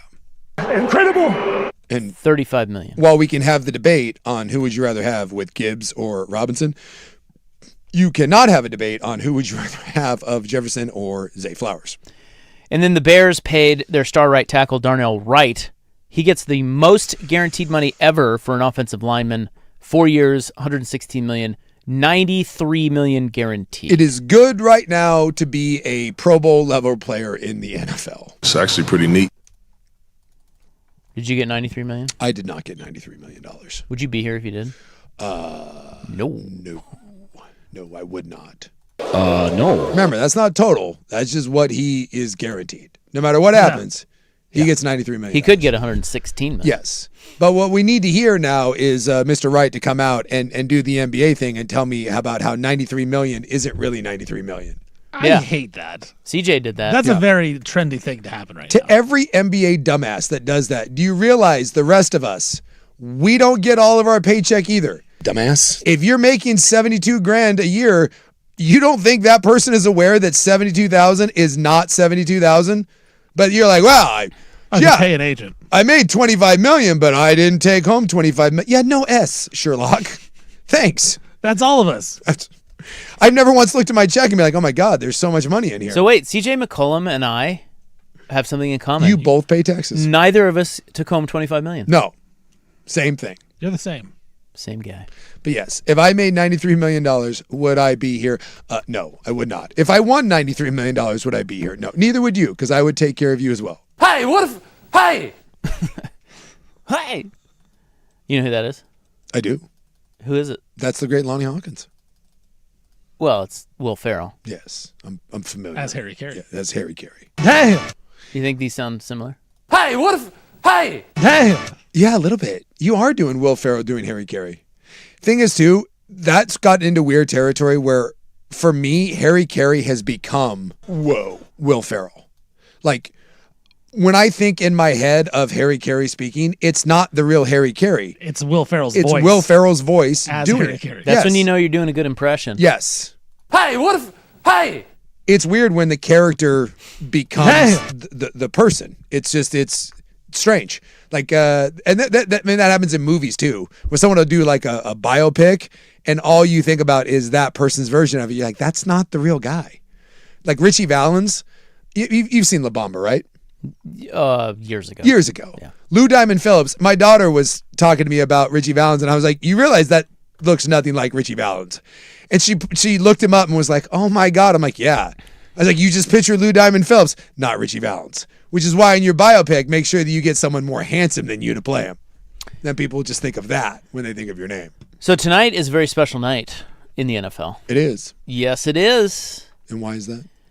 Because Hard Knocks debuts tonight. I've already seen some clips. Yeah, I'm going to play one for you. This is so Mike McDonald, interesting. The man's won a Super Bowl, and yet we still kind of don't know much about him or what makes him tick, you know? He is not as public as some of the other elite coaches. So here's a little you want a little taste? Give me a little taste. You want a little taste of Mike McDonald. This is a teaser for tonight's first episode of Hard Knocks. He is talking to one of his players about who's hurt, about this is Human Nori. Oh, is it Human Nori? Yeah, not showing up to practice because he's hurt. About practice, because like I do want to go out there, but like I don't want to scoot around. The fans see me, and like especially when I can't walk. So like, what do you think I'm gonna say? I don't know. I actually don't know. Whatever is the best for you to get you as healthy as possible, as quick as possible. That's what you should be doing. So sometimes it's like, I need to go home and go to sleep. Sometimes it's, I gotta wake up with a great attitude and tag to this. Sometimes it's, I'm done with my rehab for right now, I should go be with my teammates. Yeah. Anybody that doesn't have any effect on that, install this, whatever. Yeah. It's like someone talking about you on Twitter. Yeah. It's like it's gonna go away in 15 seconds. Everything will pass. Yeah, it does. You're right. Yeah. See that note card right there? It says this new hotshot coordinator is terrible. Rex Ryan. And I deserved it. We were dog on defense, and he was talking mad. And back then, I used to care so much about like image and now he thinks that we're the best thing ever. Yeah. But it's like I remember, you know. Yeah, I keep receipts too. I like to prove people wrong. But even still, there's always this thing of like people's version of me and what they think of me is not me. Yeah. So it's like I'm okay with that. Very wise, sage advice. There it is. Does that get you all fired up? Not really. Yeah, me neither. It was a little. I didn't really understand what he was saying. You know? He was saying, I'm like, who cares what other people think? But yes, he kind of did.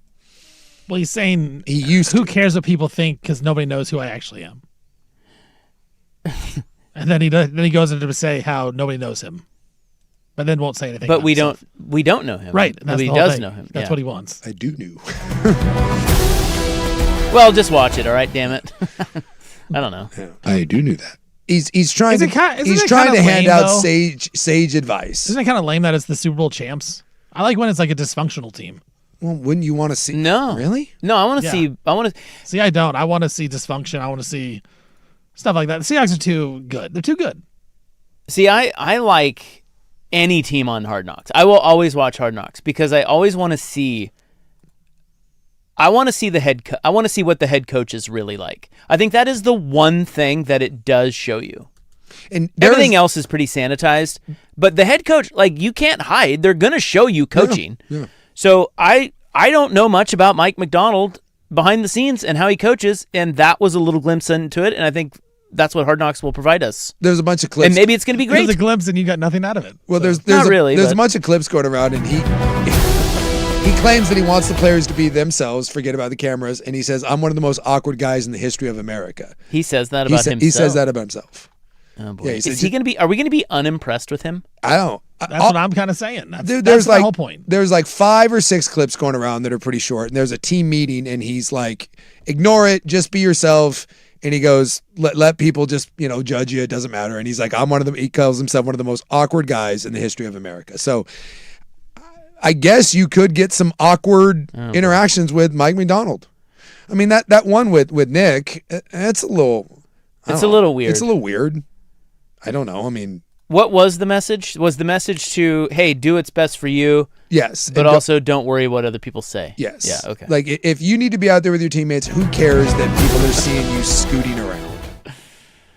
All right. I don't know. It's just weird that, the idea that you don't want to see people to see you not practicing, I don't know. That's a strange thing. Guys are injured all the time out there. It's not a big deal.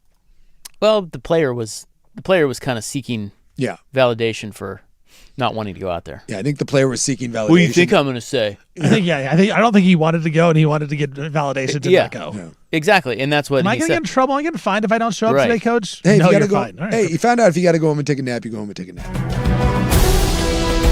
So it debuts tonight, HBO. Hey, just remember, champions never rest. Does anyone rest? That's the tagline. Yes, non-champions. I don't think think that's true at all. He just said he was going to go home and take a nap. That is true. He literally is resting. Champions sometimes rest. Well, and actually, even though that's the tagline, you would think champions actually probably rest more because that's the whole resting on your laurels, and it's hard to win back to back. Do you think in 4 weeks, and they're doing 4 or 5 episodes, usually 5? I don't know. 4 or 5 weeks. I mean, it goes through the preseason, so it's maybe 5 weeks. They're starting it a little early this year. Do you think that in 5 weeks we will be more on board with the Seahawks or less on board with the Seahawks? Oh, that's a good question. Because it's going to be. You think so? This is why Hard Knocks to me just is a whatever. It's a polished turd. The NFL, if this was an actual real look at what camp was like or a look at real team, no one would do it. But it's a PR thing. And the NFL is not into making people look bad. It's not into making teams look bad. And so this will, and the NFL and the Seahawks have ultimate control about what gets shown. So this thing will be slick, it will be polished, and everyone will come off in a good light. Now, some people may come off awkward or whatever, but for God's sakes, they tried to make Tyreek Hill into like a family guy. Remember that? Well, he did. Well, he tried to make himself. Yeah, and that didn't work. I was watching the. I believed it. Did you? Isn't he? Yeah. I was watching the quarterback show. It's the same thing. And they were trying to make Baker Mayfield out to be like a saint with his wife. And we're like, we're not going to talk about the Cheesecake Factory incident or anything else. Maybe he's a racist. Yeah. It's like these things are meant to make you look good. So the Seahawks will be polished and you'll come away being like, oh, Seahawks. So if you want, if you're a Seahawks fan, do you want them on Hard Knocks? Like, do you like that? Do you... Because it's your team? Well, this guy says, as a Seahawks fan, I hate that they're going to be featured. Why? Whoa. I don't know. Talk to that guy. He just says that I'm a millennial. That he hates it. So. Because he's a millennial. Because he's a millennial. He hates everything. Yeah.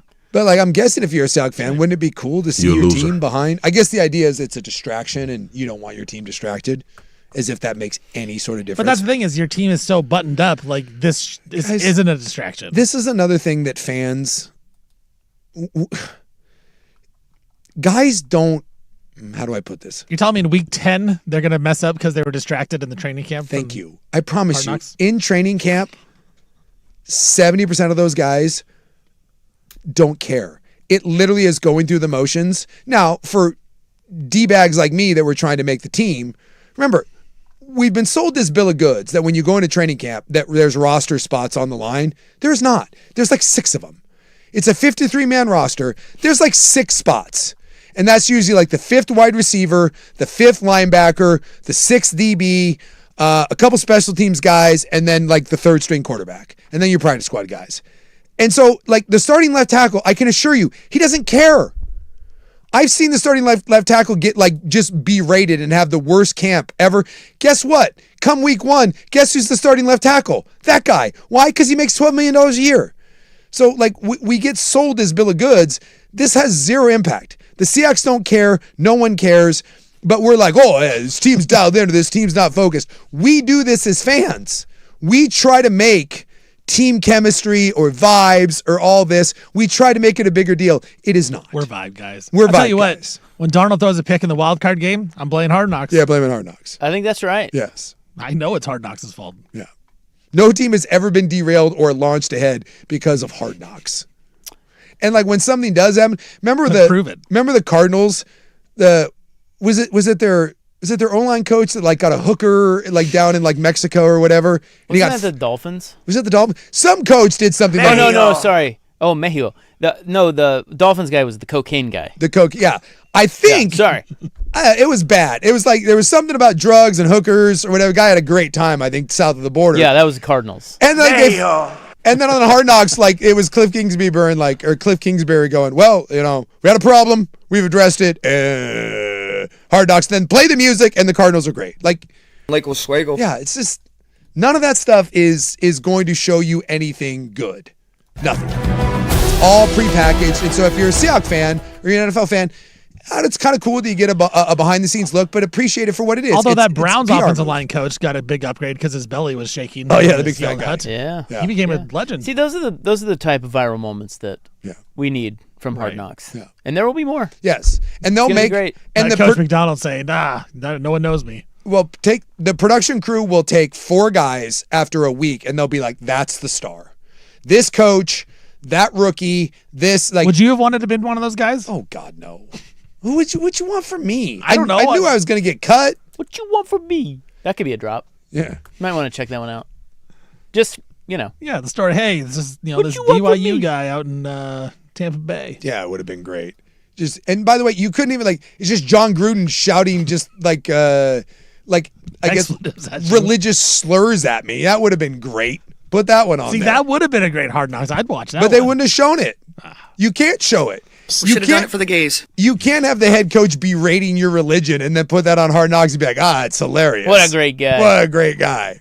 No. Those just come up in emails for John. You can't have Simeon Rice just like kicking me and then me fighting back and the D-line coach telling me that if I touch him again, I'm going to get sent home to my 7 wives. Now that would have been a Hard Knocks moment where he looked at me and said, do you know who he is? Yes. Do you know who you are? Yes. No, you're nobody. You touch him again, and you will be home with your 7 wives. A real thing that was said to me because I had the nerve to fight back after getting kicked in the back. Yeah. They don't show that on Hard Knocks because you can't. Well, they did throw Jared Goff under the bus. Remember when they put him on there saying he didn't know which way the sun set? Yes. Which direction the sun set? But I guarantee they checked with him and the team, and they were like, yeah, it's fine. All that stuff has to get cleared. Anyway, we got Mike McDonald, who doesn't care what anyone thinks, but he somehow keeps a note card of Rex Ryan criticizing him, but he doesn't care. Someone asked, has a Hard Knocks team ever won the Super Bowl? My guess is no. And yes, it has not happened. Oh, the curse. Yeah.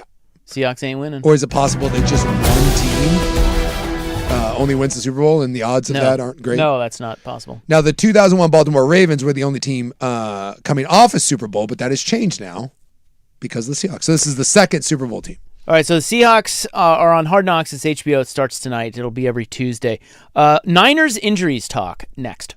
What you want from me?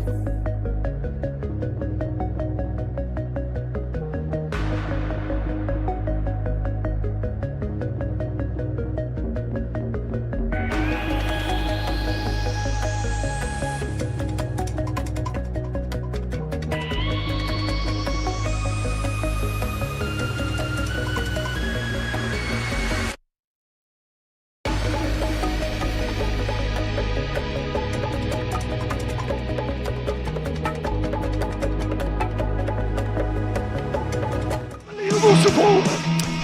Well, the 49ers have ranked among the NFL's 10 most injured teams in 12 of the last 13 seasons. It really is remarkable. And after 5 training camp practices, here are their injureds. Mike Evans, quad. Dejon Stribling, hamstring. Ricky Pearsall, knee, done for the year. Which is honestly incredible in that Pearsall didn't even have an injury. It went from like, oh, his knee's a little swollen, and he wasn't wearing a brace to he's out for the year. It's incredible. Christian Kirk, calf. Jordan James, rib. Kalon Black, adductor. Mikhail Kamara, knee. Keon White, adductor. Malik Mustafa, hamstring. Vidarian Lower, ankle. Grace Halton, knee. Andrew Farmer, back. Kyle Shanahan, car accident. It's incredible. It's unbelievable. Yes. Well, I mean. Oh, Brandon Ayuk. Well, he's out. He's insane. And then George Kittle, Achilles. It's possible that Ayuk moved into the substation. That's the only thing that makes sense, and that it's rotted. You can't win this way. It's rotted his brain. Like, the best part is now people are just showing like video clips, and you can see the substation in the back. And some people are like doing AI now, and they're putting like Chernobyl where the sub is pretty good. The 49ers claim that they have done extensive, research into this, and Well, they also claim they've reduced practice. They've reduced camp workload. Yeah. But they're still averaging 3 injuries a practice. Yeah, I don't know. I honestly, there's just no. I don't. How do I put this? The players have said that they are interested in the substation thing. The Niners say it's not a thing, but at this point, the injuries have become so severe that maybe it's psychological at this point, but it is a factor. It has to be. There's just no other, or maybe it's the turf. I don't know, but it's. There has to be some sort of comment that you can't be this snake bitten for 12 years. What you want from me? You just can't. Yeah, Shanahan, since he took over in 2017, the Niners have lost 2,036 player games to injury, which is the most in the NFL. Yeah. So I don't know how you could just still be chalking it up to random bad luck. Yeah, just don't know. And it's everybody. It's all position groups. All position groups. It's bizarre. It's not like you have a thing that's affecting just linemen or whatever. It's across the board. If you're a Niner fan, it has to be the most frustrating thing because when they're healthy, they're as good as anyone in football. And last year, think about all of their injuries that they had, including to their quarterback, and they won 11 games. So it's like every year, though. Every year. I mean, they lost probably their second best defensive player during the Super Bowl to walking off the sideline. Dre Greenlaw blew his Achilles walking, just starting to move from the sideline. You're like, how is that possible? It is. And then the Ricky Pearsall thing, and like, well, he's just injury prone at this point. But he wasn't in college. Ricky Pearsall, if I'll have to look this up, but I believe that Ricky Pearsall never missed a game in college. He never missed a game. And he gets to the NFL first, like, gets shot. How about that? Like, the Shanahan thing is, obviously it's like that's not related, but you're just snake bitten. Your head coach is getting in wrecks. Your star receiver that you drafted gets shot. Your other receiver is an idiot and just decides that after getting hurt, by the way, that he doesn't want to be part of your organization. Pearsall played 5 seasons in college, missed 0 games with injury. Wow. It's like being, and I'm sure it's all, it's probably a coincidence, and it might just be one of those snake bit things that it's just bad luck. But boy, it sure seems. It's insane. It sure seems hard to believe. It really does. Yeah, and it's one of those things where, like, if you can't put your finger on it, then you have to kind of just chalk it up to luck. Yeah. But at some point, it's not. Like, it can't be. It just can't be. But don't we all know the person in life that kind of has this? Like, I don't. Oh. Well. Wait, are you calling it a vibe? It might be a vibe. Like, we all know that person that cannot. Normal is a subjective term. Like, that's just it's chaos. Everything in their life is chaos. That's the Niners. Yes. Hey. We know that person. It's like this family member got cancer. This happened with my wife. This is that. I'm going through a divorce. My kid's in jail. It's like, I got fired from work. And you just sit there and you're like, oh my God. What is that? And you know the person, they seem like they're pretty sharp, right? You're like, it doesn't seem like they're any different than anyone else. And you just look at their life and you're like, I don't know how you're alive. That's the Niners. There's just something being born under a bad omen. Well, we have no answers. No, other than the evil substation. But what we do know, which does loom large in the background of their practice facility. And if you're a free agent, yeah, but that's just dumb. I don't know. If you're a free agent, and whether you believe in the substation thing or not, if they pay me, I'm going. Yeah, but if money's equal, I'm not certain, man. And players because of the substation. Look, players are whether it's the substation or not. NFL players are superstitious. All sports guys are, and rumors and buzz go around. And I gotta believe at this point in the NFL, this has to be in the mind of some people. Well, why don't they? Well, I guess they can't. But if they did, like the only thing you could test the substation, in the only way you could test it is moving. Yeah, and you can't. And you can't do that. You can't do it.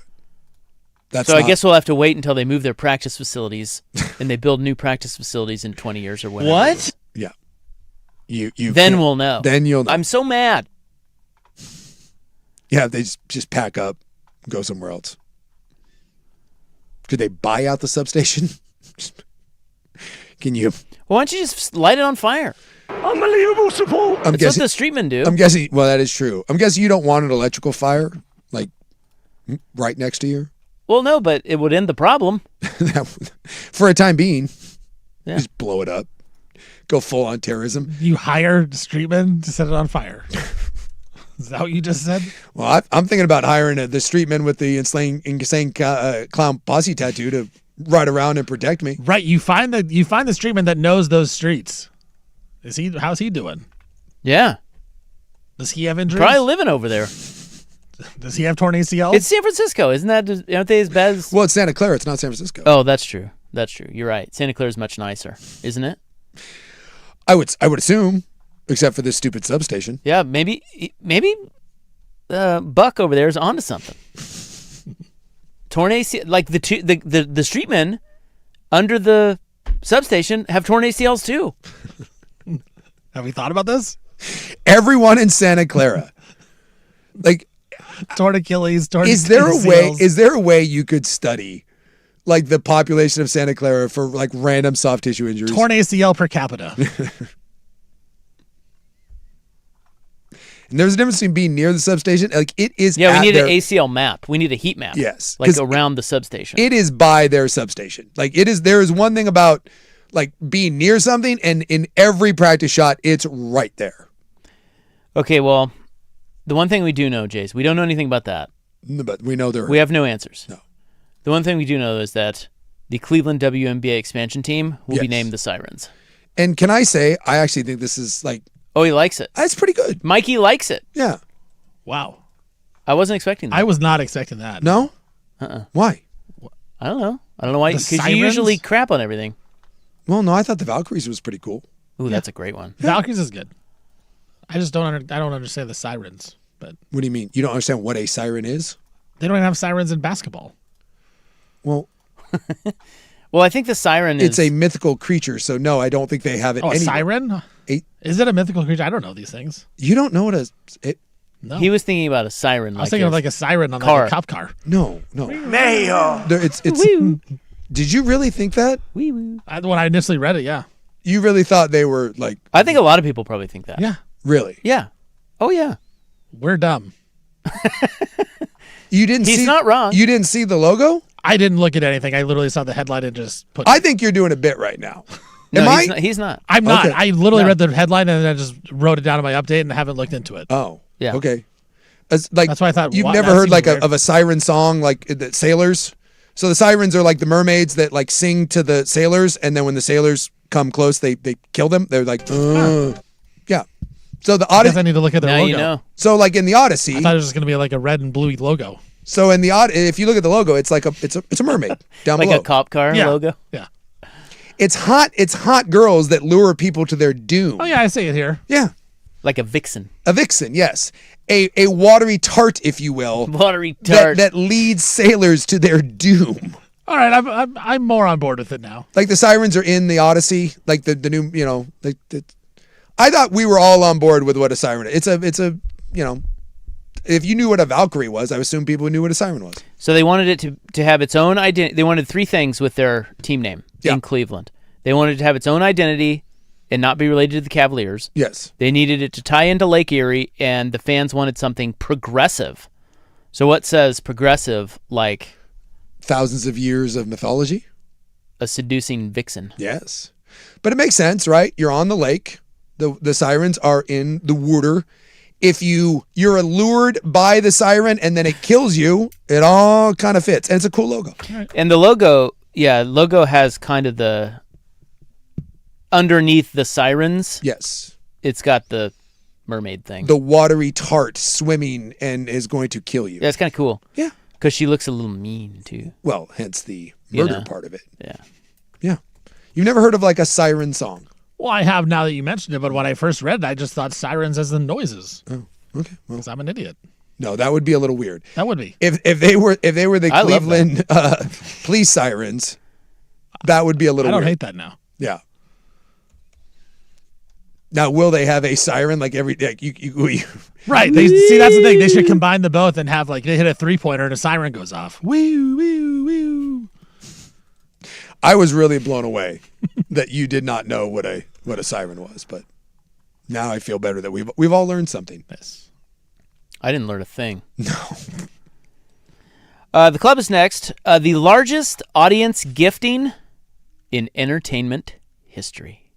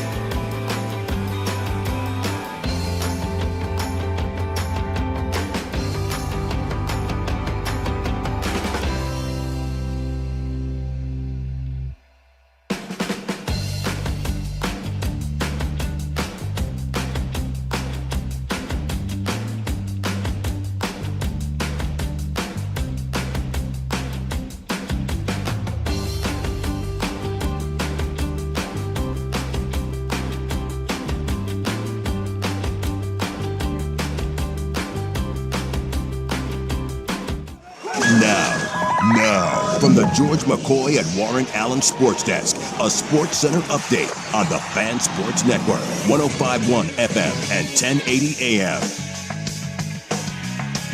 First on the Fan, college football coaches poll has officially been released today. Ohio State in at number 1. Oregon, your Duckies, number 2. Georgia, Texas, Notre Dame round out the top 5. Defending champion Indiana Hoosiers in at number 6. Bunch of NFL extensions today, including Bijan Robinson and the Falcons, a 3-year, $75 million extension, $51 million guaranteed for the former Texas running back. Ravens and wide receiver Zay Flowers, a 4-year, $140 million extension, includes $108 million guaranteed. And the Bears and right tackle Darnell Wright agreed to a 4-year, $116 million extension, $93 million guaranteed for Wright to help protect Caleb Williams. Falcons edge rusher Jalen Walker, he is feared to have a torn ACL after he was carted off from practice today. And the Cleveland WNBA team debuting in 2028, they announced their name today. It's going to be the Cleveland Sirens. I'm Stephen Vaughn from the George McCoy at Warren Allen Sports Desk. Don't call your mom, call George McCoy at warrenallen.com.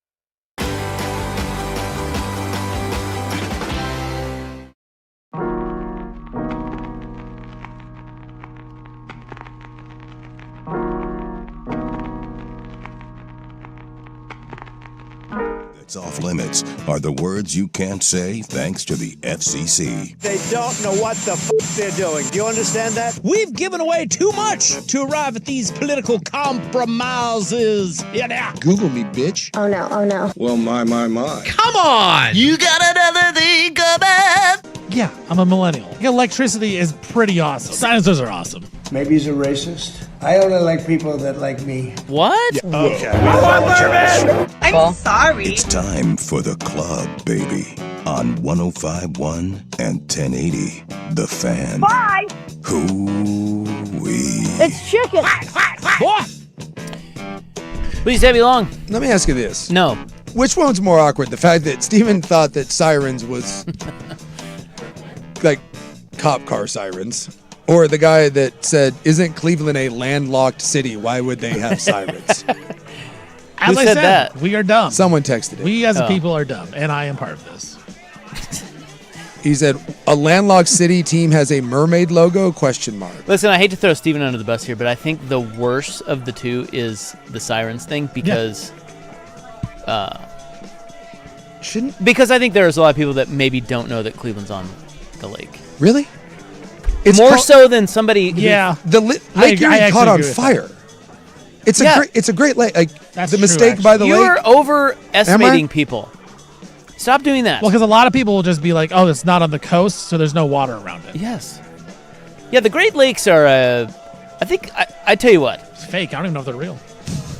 If you gave a Great Lakes quiz to most Americans, they would fail. Yeah. The Great Lakes, as vast as they are, I just feel like they're forgotten to people that don't live up there. Yeah, my comment was way more dumb. Yeah, siren. Yeah, I mean. Yeah. I literally just didn't care. Well, I just think there's a lot of people that are going to think that too, though. So you don't think people Siren.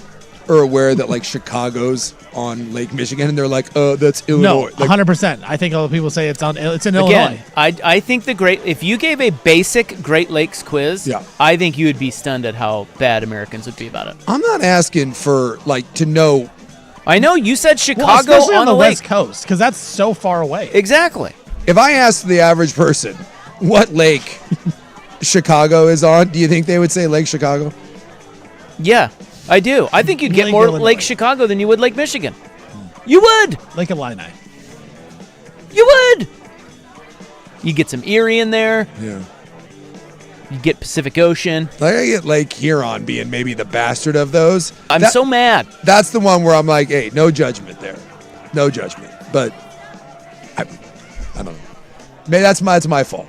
Yeah, it is. But I thought you expect too much. I thought everyone knew that Cleveland rocks was on a. I don't even. Yeah, Cleveland Rocks. Well, their old see, they pulled the Portland Fire. They had a team. They had a WNBA team that went away, and it was the Cleveland Rockers.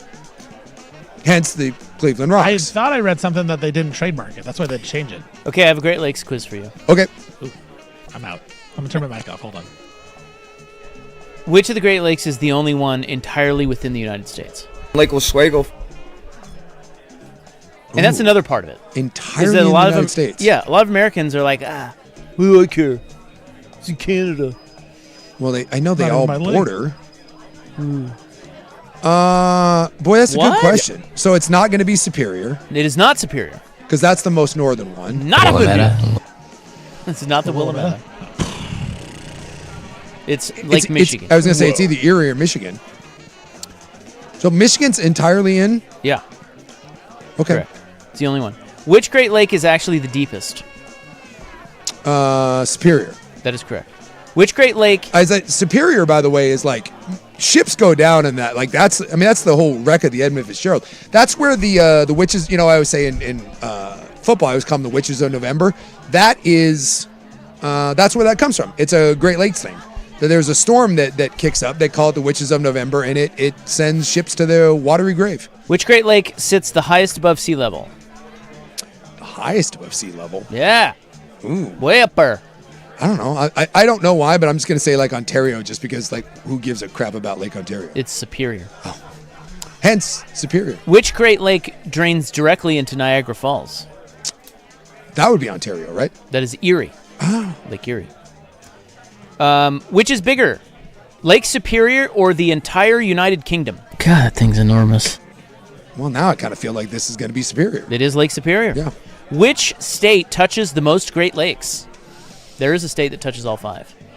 Really? Yeah. Touches all 5? Yeah, can you believe that? Michigan. Yeah, it is Michigan. Yeah, because they got the murder mitten. They got the little weird top to it. That gets the last 2. Yeah. Which Great Lake has the longest shoreline? Now, this is a bastard lake. This is a bastard lake? I mean, I think so. Well, then Huron. Yeah. Who cares about Huron? Yeah. Like, how many Americans know anything?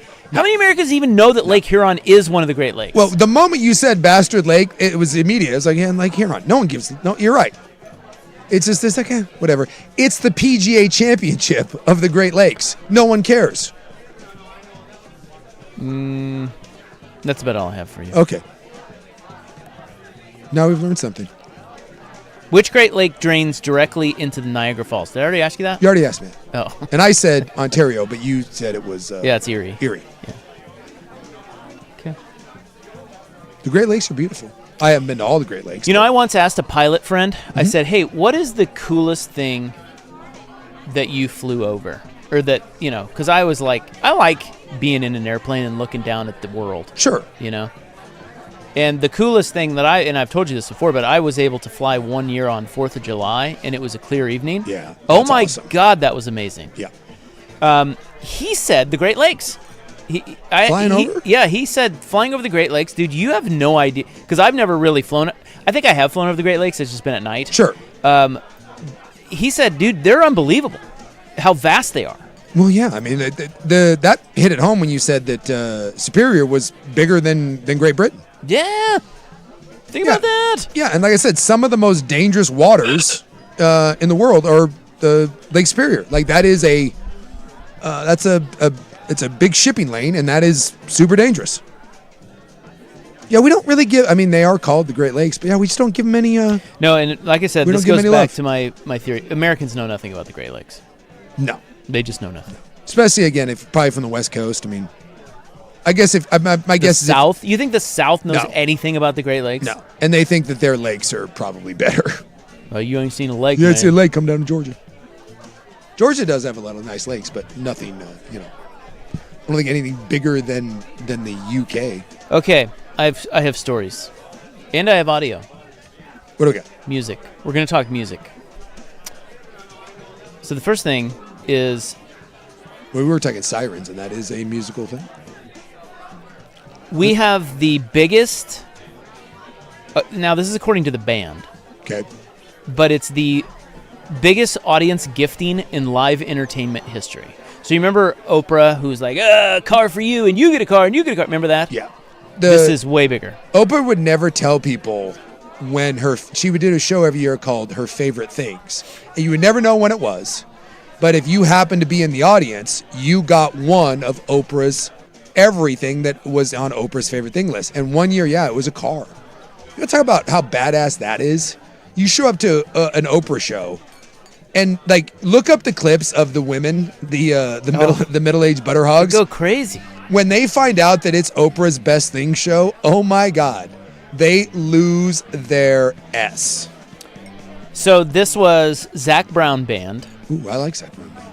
And he's playing. Now, do I say them or him for them? Well, it's a them, but it is Zac Brown, but he does have a band. So if I say Zac Brown Band, yes, am I saying him or them? Them. Okay. Because it's not the Zac Brown Band, it's just Zac Brown Band. Okay. And it is them. So they were playing at Fenway Park. Okay. In Boston. I don't know if you know where that is. Familiar. Back east. Landlocked Boston. Right on the Great Lakes. During their performance on August 2nd, which I believe was this past weekend. Yes. It was their 15th straight sold-out show at Fenway. Oh, not. They didn't play like a residency there. They're just saying the 15th time they've come to Boston. I think that's right. Yeah. He dropped some news on him, and it has gone viral. Just before performing Same Boat. Okay. So he played that song with Jimmy Buffett. Yeah. He told the crowd. By the way, he did not play it with Jimmy Buffett at the concert because, well, he's dead. No, you had Buffett up there. It's the damnedest thing. The ghost of Jimmy. They put his old bones up there. It's like the Grateful Dead video. Just up there. Okay. Brown told the crowd that the band was presenting each member of the audience. This is 35,000 attendees. Did he give them boats? He presented each member of the audience with a cruise aboard Margaritaville at Sea, a cruise for two. Oh, that makes sense. I was like, did you really handing out boats? He said, tonight we're going to do something that even Jimmy would say is crazy. I'm buying every single person here a cruise for two people on the boat. This is the biggest giveaway in history, ladies and gentlemen, right here tonight at Fenway Park. Oh my God, so what? And then he smiled with his new fake teeth. Oh, he's got big choppers? Have you seen his? No. So he's got the glow. He looks good. He's got the glow up going on. He's on like the Jeff Bezos plan. Oh my God, those things, they're alarming. They're Freddie Freeman alarming. Well, he got divorced, and so then he got all, he got all buff and got the teeth, and he's all tatted up now. So check this. I gotta look up his teeth. The surprise is valued at more than $40 million. No. Yes. Oh, by the way, those chompers. Yeah, look at those things. Pearly white. Why can't guys why can't they tone it down? His teeth were pretty messed up. Because you do get to pick like a color, you get to pick, right? Yes. Yeah. I don't know why they can't tone it down. Boy, maybe it's because if you've got bad teeth, you want. Yeah, because if you're going to spend the money and go with the best. Yeah, you want the best, but it looks. I mean, it looks good, but it's just It's so alarming. It draws your eyes. Yeah. It's so fake. Yeah. That's the thing. I guess it's like if you're a gal and you get up tops.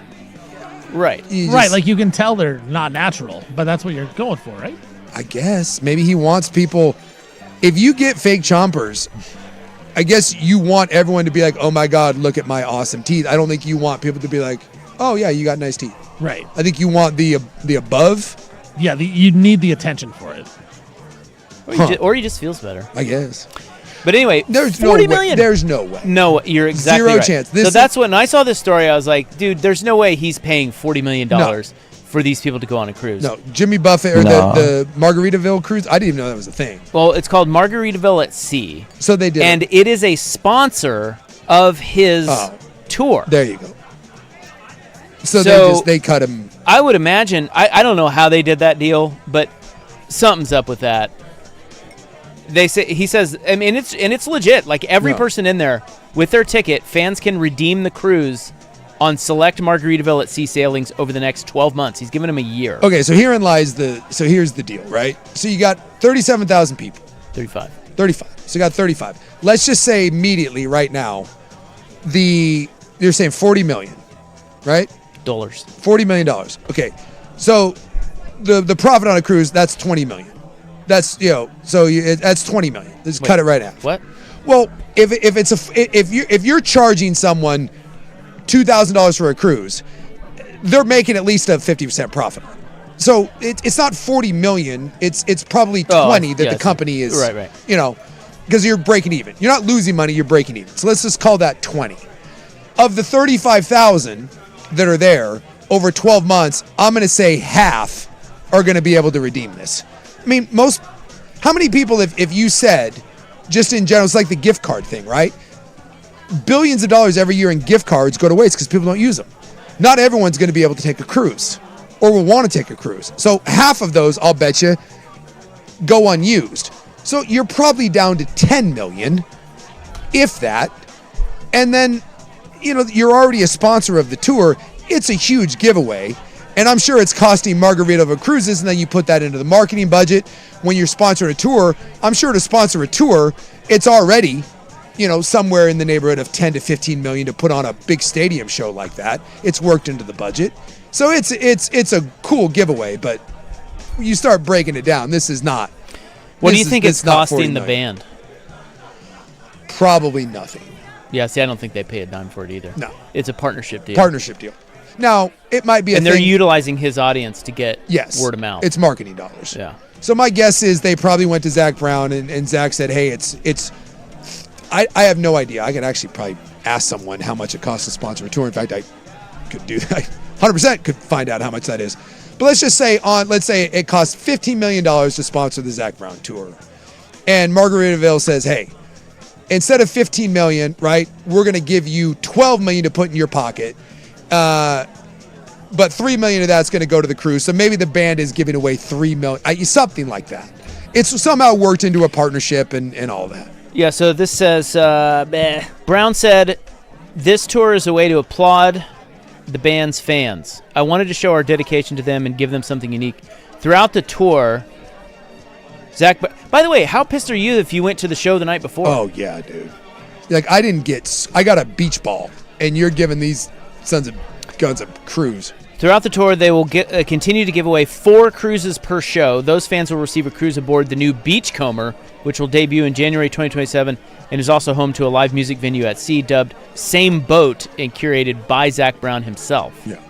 The August 2 Zach Brown Band show was live streamed on nugs.net. Nugs. And you can still watch it there if you want to go watch him give away cruise. Dude, that's awesome. But, you know, let's be realistic about it. As someone says, too, that cruise is going to make money. They're going to upsell the drinks. Exactly. And my guess is, too, this cruise, so they're like, hey, free cruise, 12 months to redeem it. My guess is when you go to book that, you are getting the most basic cruise package known to man. And what they do is, hey, you can go on this cruise free of charge. You can get this cabin room, drinks aren't included, blah, blah, blah. Or you can upgrade for only $1,000 more and you get the deluxe package. And that's how they're going to get it. They're going to upsell the hell out of this. Because you know that cruise package is the most basic thing that you can possibly get. Okay, someone else is back on tour. Guess who's back?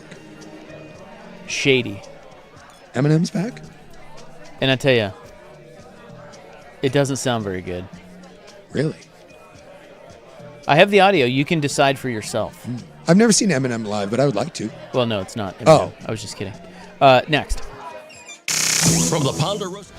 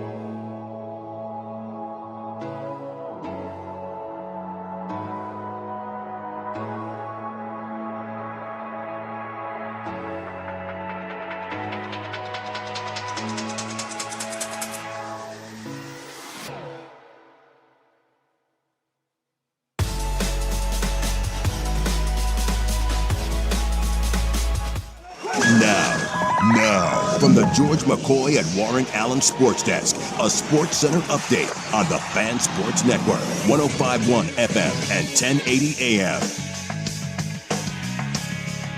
First on the Fan, college football coaches poll came out today. Ohio State, they are in at number 1. The Oregon Ducks, number 2. Georgia, Texas, Notre Dame round out the top 5. Your defending national champion, Indiana Hoosiers, in at number 6. Bunch of NFL contract extensions today. Falcons and Bijan Robinson, 3 years, $75 million. The Ravens and wide receiver Zay Flowers, 4 years, $140 million extension, includes $108 million guaranteed for Zay. And the Bears and right tackle Darnell Wright, they agreed to a 4-year, $116 million extension, $93 million guaranteed for Wright to help protect Caleb Williams. Not all good news for the Falcons, though. Their edge rusher, Jalen Walker, he is feared to have torn his ACL after he was carted off from practice today. And the WNBA Cleveland franchise, they'll debut in 2028. They announced their name today. They'll be known as the Cleveland Sirens. I'm Stephen Vaughn from the George McCoy at Warren Allen Sports Desk. Don't call your mom. Call George McCoy at warrenallen.com.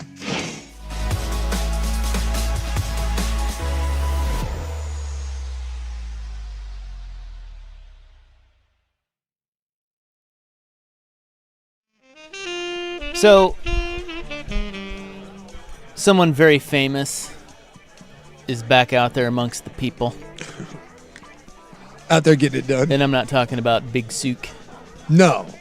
But I'll be out there. Jason Sakanik. Going on tour with the... I don't know what I would do on tour, but be out there. Tell you what. Need a book tour. I did enjoy talking to your man Dan at your wedding. Yeah, Dan's great. The Metallica guy. He officiated it. Yeah. Yeah, he's an interesting fellow. I told him a story that somebody told me last weekend. I was golfing. Yeah. And there's a guy who knew a guy who was with a company, and they had a bunch of guys. I knew a guy, and there was a fella. I'll never forget him. They were with a computer company, and one of the guys, they would go on these retreats for their executives or whatever. Sure. And one of the guys would play music. He loved music, and he would play like John Denver and stuff. Sure. They were in San Francisco, and a mutual friend introduced him to James Hetfield of your favorite band, Metallica. Yes. And as the story goes, this guy was like, he had no idea who James Hetfield was. Okay. And he was like, hey, you play music? He's like, you guys should meet. You guys both play music. And he's like, yeah, I play music. And he's like, you playing any John Denver or anything? Maybe we could collab or, I've been doing some Carpenter. I've just made that up, but he was talking about John Denver. And apparently James Hetfield was just like, no, I just kind of play my own stuff. I'm in a band. And the guy still didn't know who he was. No idea. And eventually he was told, he asked, like, what's the band? And he's like, Metallica. And the guy's like, so you don't want to play John Denver with me? But anyway, apparently they're best friends to this day. Really? Now, I don't think Dan believed me when that was the story I was told. That was the story, yeah. Because they got sober at the same time and they really bonded. Sure. These two guys. Yeah. There's no way to corroborate that, but that was the story that was told to me. And Dan was kind of questioning, like, yeah, maybe they're friends. Yeah, maybe. Because he knows. He had to deal with you. He has to deal with this all the time. All you guys wanting to suckle at the teat of the great Metallica. Yeah.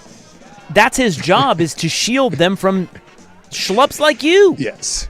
I get told that a lot. Like if I go to a show, I often get made fun of, and you know, he has fun with that. Like, don't be a schmuck. Yeah. Yeah, I get a lot of that. So anyway, he was great. Why was I telling you this? I don't know. Because it's not Metallica. Oh, it's yeah. Celine Dion. Oh, I thought she was. She's back. She did the Olympic thing. She's back. I thought she had like a nerve disease or something. She did, but she's back. Okay, I didn't know she could be back. She's back. Does anyone really go away? She's doing a residency. Of course. By the way, I don't believe anyone. I think it's in Vegas. It's impossible for people to retire. That does not happen. There's whenever you retire, it just means that you're just waiting for the next You're big waiting. check. Yeah, exactly. You're waiting for someone to be like, "How much money would you like to unretire?" Yeah, what's the check you need? Oh, Yes. okay, we'll get that for you. And I think after a while, you don't necessarily need the money, and the more you're away, the more what is it? The more people want you, and then the price goes up, and then I'm back. Suddenly, this disease that took my my career away, it's magically been fixed, and I can now make a gajillion dollars. At Vegas, I'm assuming. No, she's gonna be in France. Oh yeah, that's where she lives. So she is singing in French here, but this gives you a little taste of what I she's. love Celine Dion, by the way. She's great. Yes, she's a treasure. But you're gonna make this sound bad, I bet. Well, there's you're not. I am doing to the. I'm You did it. Altering the audio. No, but I'm by the sound of it, I'm guessing this is not good. It is not. Where's this from? This is from France. But this is from a concert she's doing. Yes. All right.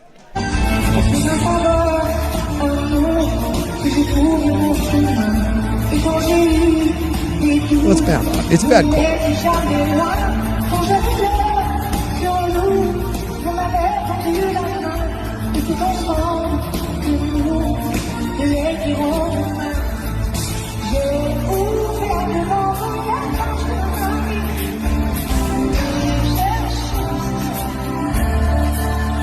You know. That's the crowd. Yeah, it's not good. They're cheering her on. Yeah, well. I once saw a crowd cheer Motley Crue. That might have been the worst thing I've ever heard. Well, you feel for her. You feel for her. Well, I mean, not so great. No, but maybe it will get better. And again, that sounds like it's recorded off someone's phone. So maybe the sound quality is just a little, Oh, I don't think so. No?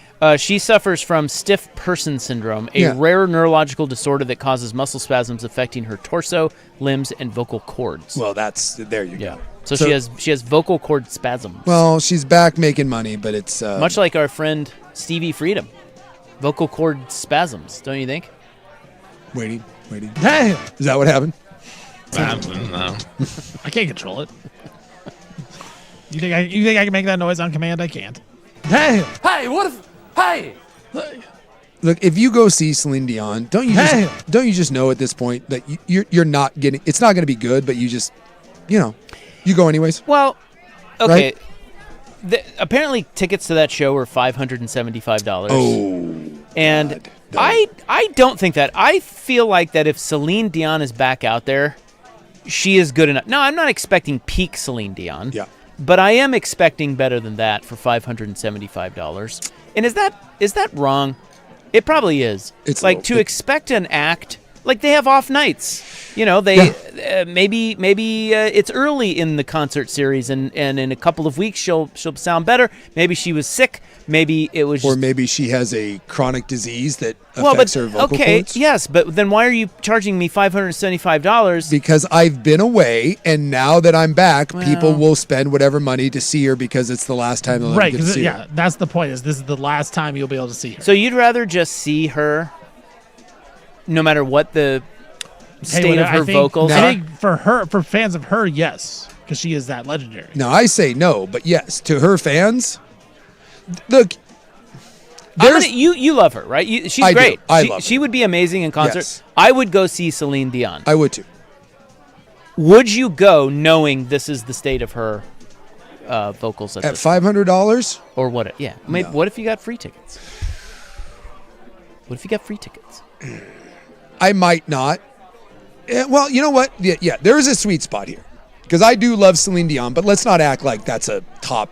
No, whatever.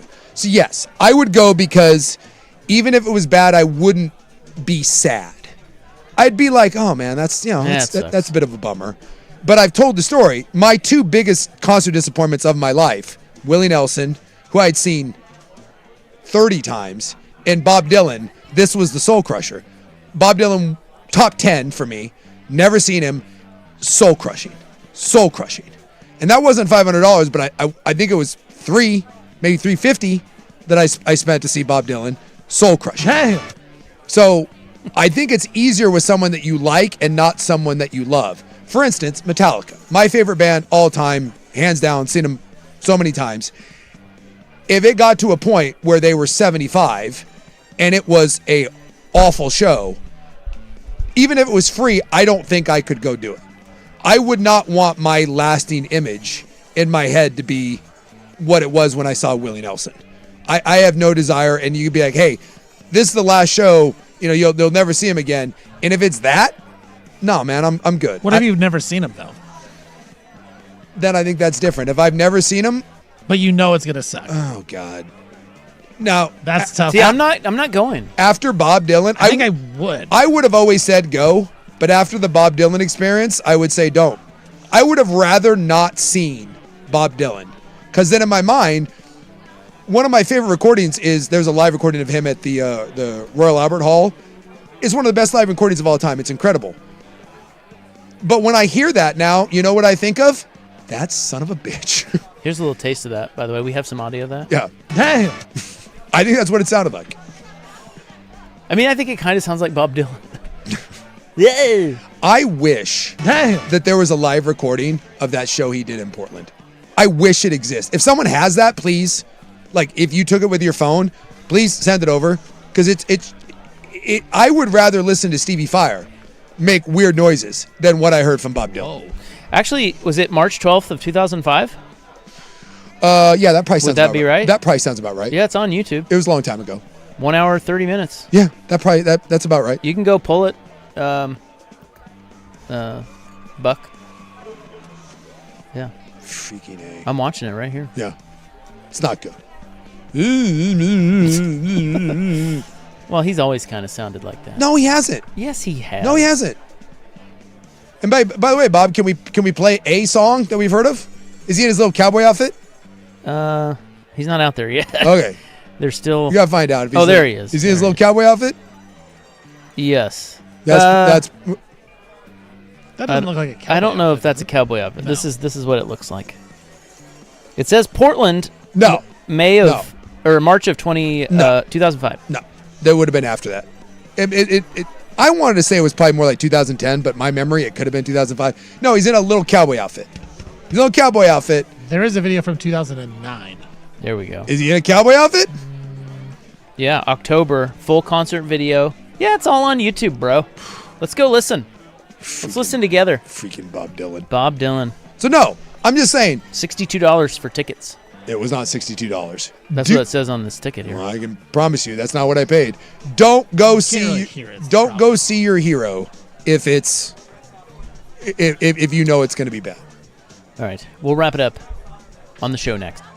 Dirt and Spray.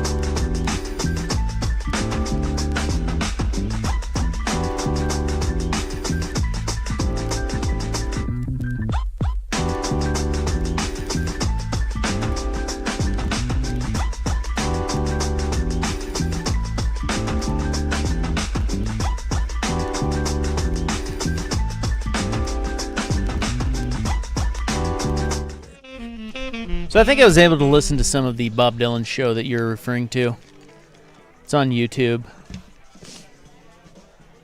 So I don't know. He played Edgefield, I think. Whoa. Either this year or last year. And it's not great. I got some on here. And I did not go. So this is from 2009. Here's Bob Dylan.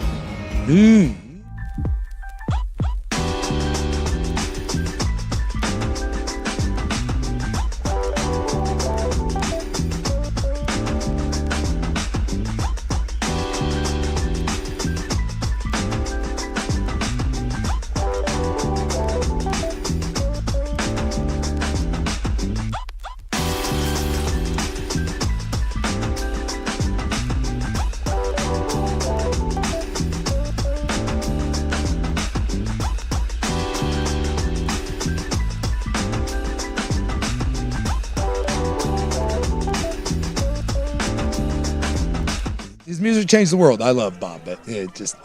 And by the way, does someone on you on the text program? We have weird arm hair. Yeah. Really? I think that's right. What's weird about just having arm hair? Yeah, is that? I don't know. What is? Are you offended? Well, no, but I'm intrigued by what is weird. Yeah, I'm more confused than anything. I'm more confused. To the guy who's saying that we, and because he threw elaborate. Yeah, collectively we have weird arm hair. We both have arm hair. I have very few arm hair. I consider myself to have above average arm hair. Some of mine is gray, or it's like white. Maybe that's weird. I don't know. Yeah, it's like I don't disagree with the guy. I just need him to elaborate a little bit more. Yeah, I looked down when he said that. Well, we've talked about Rob does have hairy hands and hairy arms. Yeah. And feet. Yeah. My daughter once, when she was young, saw Rob's feet and said that he was a werewolf. When she was like 4. She was convinced that he was a werewolf. He got a little hobbit. Yeah, I hugged her yesterday, or Sunday. Yeah. And she didn't like that. No. She's like, what do you? She's like, get your hands off me. Touch me, old man. Are you kidding me? And I have hairy arms, but weird hair. I was confused. I was confused by what constitutes weird arm hair. Like weird arm hair to me would be, I don't know, like patchy, overly like growing down all over your knuckles. I mean, I don't know. Or I guess it's like over, like so much you can really see it. I guess. Patchy arm hair to me would be weird. Like I'd rather have. I think I have pretty uniformed arm hair. I think if I had patchy arm hair, you could classify that as weird. Yeah. So, sir, please elaborate. Yes. Thank you. Steven, I'm going to send you something here. Some more audio. Live arm hair audio? I don't think anyone cares about arm hair. No. But maybe they do. Hey, that was just for me. Skubal, by the way, in his first outing, 6 innings, 2 runs. Yeah. Dodgers losing 2-1 to the Cubs. Your boy Peralta from the Mets? Yeah. Does it help you to know that he's already given up 7 runs for the Rays? That actually kind of makes me happy. Because I was just waiting for all those guys to get traded from the Mets, and then it turned out they were really good. Yeah, he's given up 7 runs well, it was your fault in Colorado. It's your fault for trading for him, Rays. So I've sent Steven a little clip here, and it is, we always talk about bands that play covers in their set. Yeah. I really like that. Love a good always cover. like that. Yes. The other day I saw one of, and I'm not a huge Dave Matthews Band guy, but I don't dislike Dave Matthews Band. They had some bangers back in the day. I would agree. I would say I'm indifferent to the Dave Matthews Band. I'd go see him if I got free tickets. Sure. Now, I think one Patrick Harris. Huge. I think it's his favorite band. Yeah, well, and it's Joey Harrington's favorite band, too. Is it really? Yeah, he's talked about that before. He loves DMB. Do you judge someone knowing that their favorite band is Dave Matthews? No, I don't care. Well, I don't care either, but I think it does say something that Dave Matthews is your favorite band. I'm not saying it's bad, but I think you can learn a lot about someone based on what their favorite artist is. So he plays, or they play, Sledgehammer by Peter Gabriel. Yeah. And it was great. Yeah. Because Dave was up there. Dave was doing, I feel like he was, He was feeling it? Well, he was certainly feeling it, but that's probably chemically induced. Well. The way he was dancing is just fantastic. Like the whole thing, the whole bit was great. Sure. I love it when bands play covers, but only one, because it's cool that they just pick one song, an homage, they play it well, and then they go back to their stuff. Yeah. I think it's great. Well, the other day, and I don't know where this was. I think it was Chicago. Smashing Pumpkins were on stage. Remember, they came through Portland last year. They opened, who'd they open for? Green Day. Green Day At Providence. Okay, so they brought a special guest out and did this on the Fan.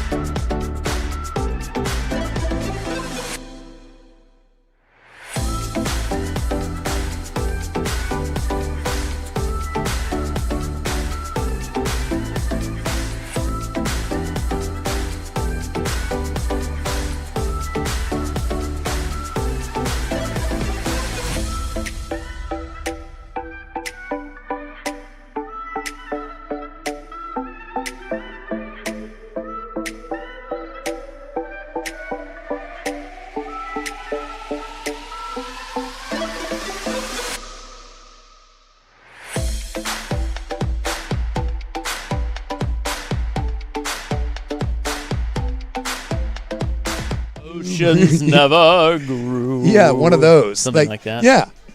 Yeah, it's called It's a Sunshine Day, and it was the Brady Bunch singing it. And, you know. Did the Monkees, was that no, that I think that was original? No, it was a Brady Bunch song. Brady's. Yeah. Why would. And, like, of all the bands to bring him out and do that, The Smashing Pumpkins. I'm trying to think of what the coolest special guest I've ever seen. Well, you've seen way more concerts than I have. When I was, we were at the Pearl Jam show here. Yeah. And they brought out Slater Kinney. Yeah, I at the remember end that. there. Yep. Oh, and then I think the guitarist for the Eagles was there too. Was in town. And Joe Walsh, maybe? No, it wasn't Joe Walsh. It was the other guy. The other guy. The guy that they hate. Oh. Wasn't it him? Is that Feltner? Or whatever? Yeah, the guy that wrote the hook to Hotel California. Maybe it was him. I don't know. I have a bad memory. Yeah, I've seen some special guests. I'm trying to think if there was anyone that like floored me. Most of the time, they just bring out the opener. Like if you got like an opening act, they're like, oh, they bring back the opening act. But I'm trying to remember if there was anyone that like, you know, sometimes like at a football stadium, like they'll bring out a Seahawk or something. That happens a lot. It's like, hey, here's Russell Wilson. It was like, oh, Peyton Manning comes out like in Denver. Like Peyton Manning will come out on stage and sing a song. According to AI, Elton John was playing Madison Square Garden in 1974, and John Lennon walked out on stage. That's hard to top. Yeah. They're saying that is the greatest special guest appearance in concert history. Oh, hands down. He walked out to fulfill a bet about his single "Whatever Gets You Through the Night" hitting #1, making what tragically became the final full concert performance of his life. Huh. Wow. That was the final show of his life, huh? Well, he got shot shortly thereafter. Yeah, shortly thereafter. One of the cool ones that, and you had to know because there were a ton of special guests, but they did a documentary about it. It's called The Last Play at Shea, and it's Billy Joel. He played the last show before they tore down Shea Stadium. And the Beatles played the first show at Shea Stadium. First ever concert was the Beatles. And that night, Billy brought out like Bon Jovi was there, Garth Brooks, John Mayer, ton of people. And Billy Joel apparently called Paul McCartney and said, I would like you to close the show. And Paul McCartney was like, sorry, I've got a show and I'm in London. And so Billy was like, oh, crap. And I guess Paul McCartney, after his show, got on a plane and flew to New York. And they told Billy like halfway through the show, hey, Paul McCartney's trying to get here. And so they did not know. And it was like right before the end of the show, someone got Paul McCartney a police escort to go from the airport, drove him to the show, and as